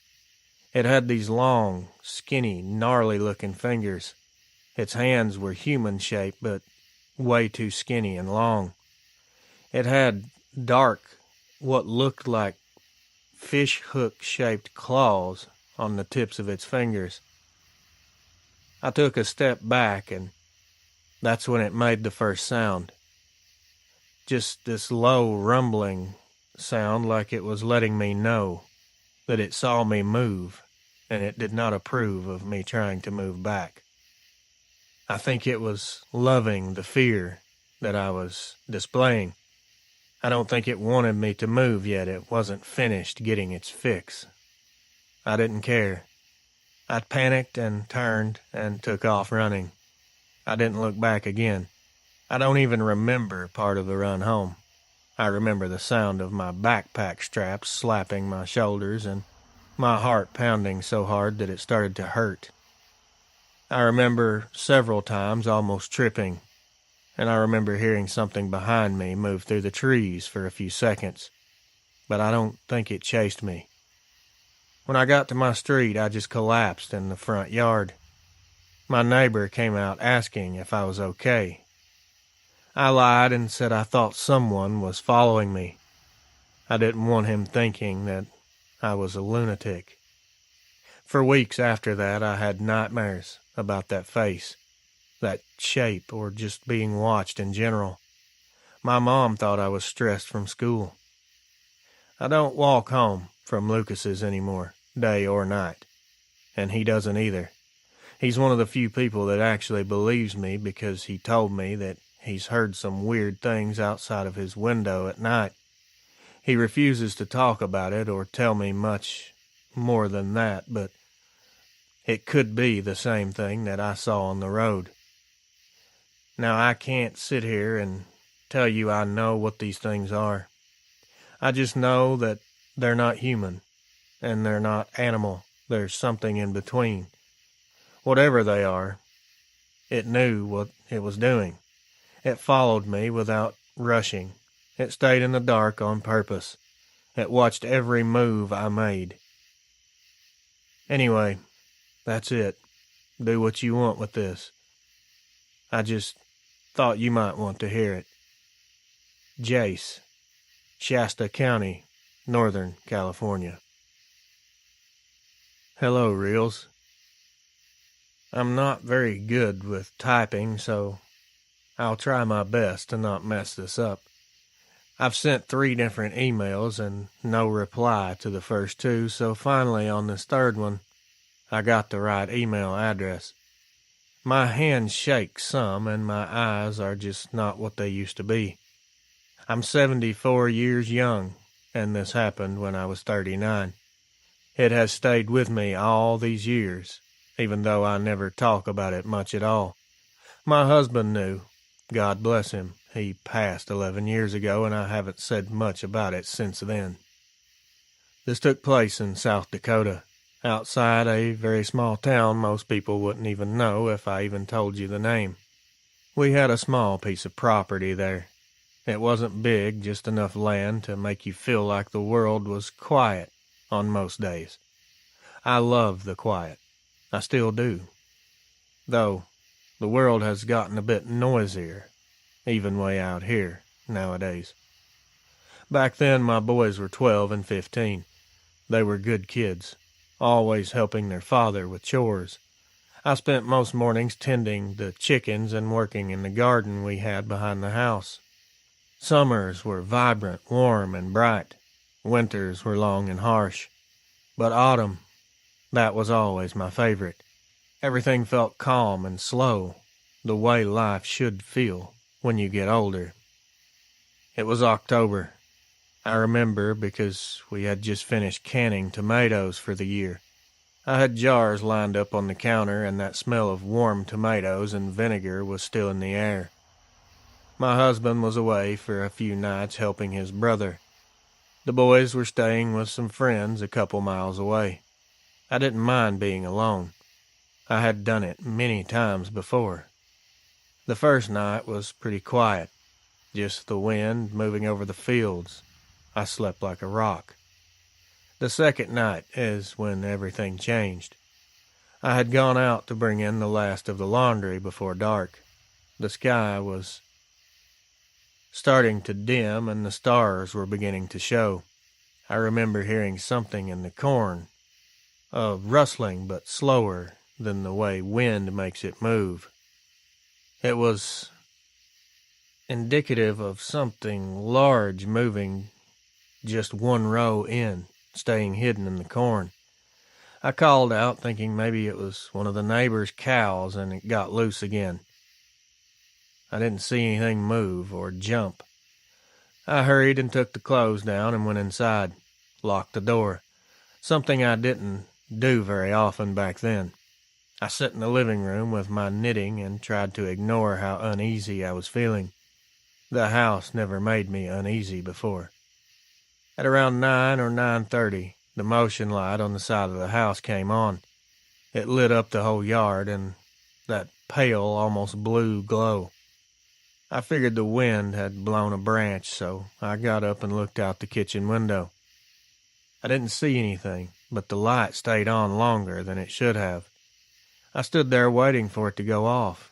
It didn't. It stayed on so long I finally walked away from the window, trying not to think about it. I told myself it was a rodent or a fox, something small, anything small enough that I just missed it. Around 10 minutes later, I heard something on the porch. There was something heavy walking out there. It was heavy enough to make the boards groan a little. I locked up and froze and sat down in the living room.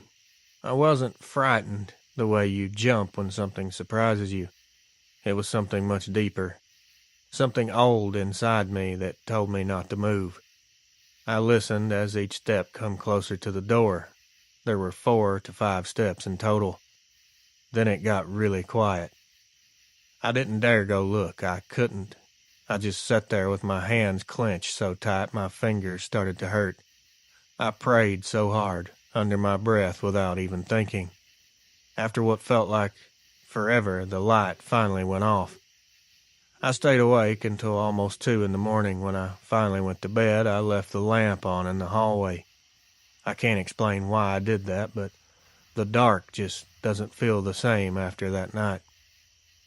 The third night, though, is when things got much worse. The boys were supposed to come home that afternoon, but a storm rolled in and they stayed with their friend another night. My husband wasn't back yet either. I was alone, again. The storm passed before sunset and everything smelled like wet dirt. The air felt strange, very still, like everything was waiting for something to happen. Everything was quiet, just like someone was expecting something bad, but didn't know when it was going to happen. I didn't hear anything weird until around midnight. It was a scratching sound on the back of the house. It didn't sound like something sharp on wood. It was more like something rough brushing against the siding. I went into the kitchen and turned on the light. The bulb flickered once outside on the porch light, then steadied out. I lifted the edge of the curtain and peeked out. Reels, what I saw, I still really can't make sense of it, or my brain does not want to accept that it was actually there. It was standing a few feet from my porch, as still as a statue. This thing was at least 7, if not bigger, feet tall. Maybe even more, I can't say for sure.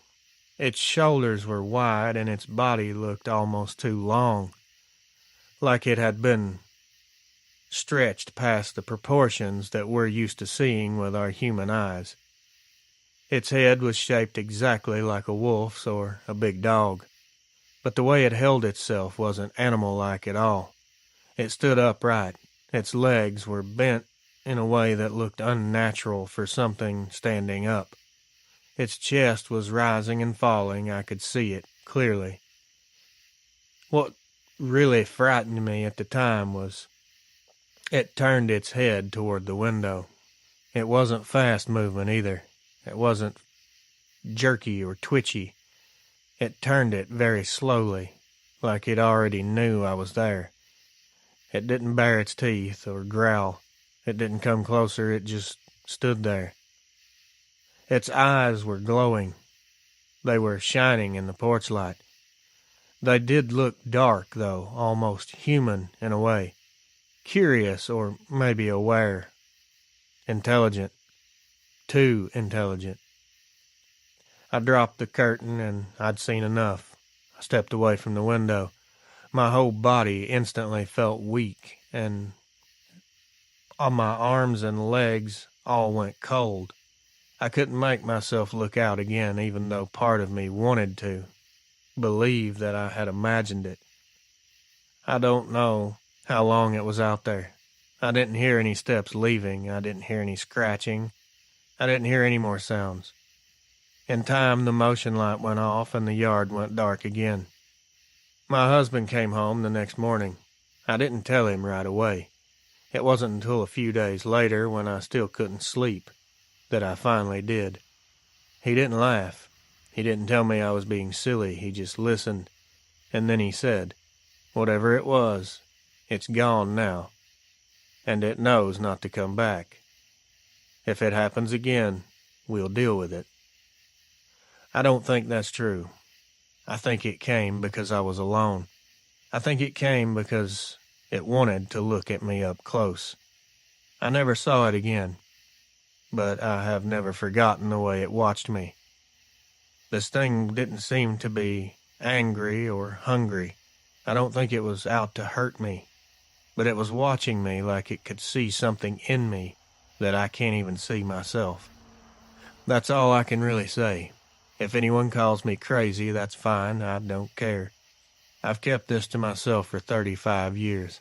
I just wanted someone to hear it before I'm gone, too. Evelyn M., Brule County, South Dakota.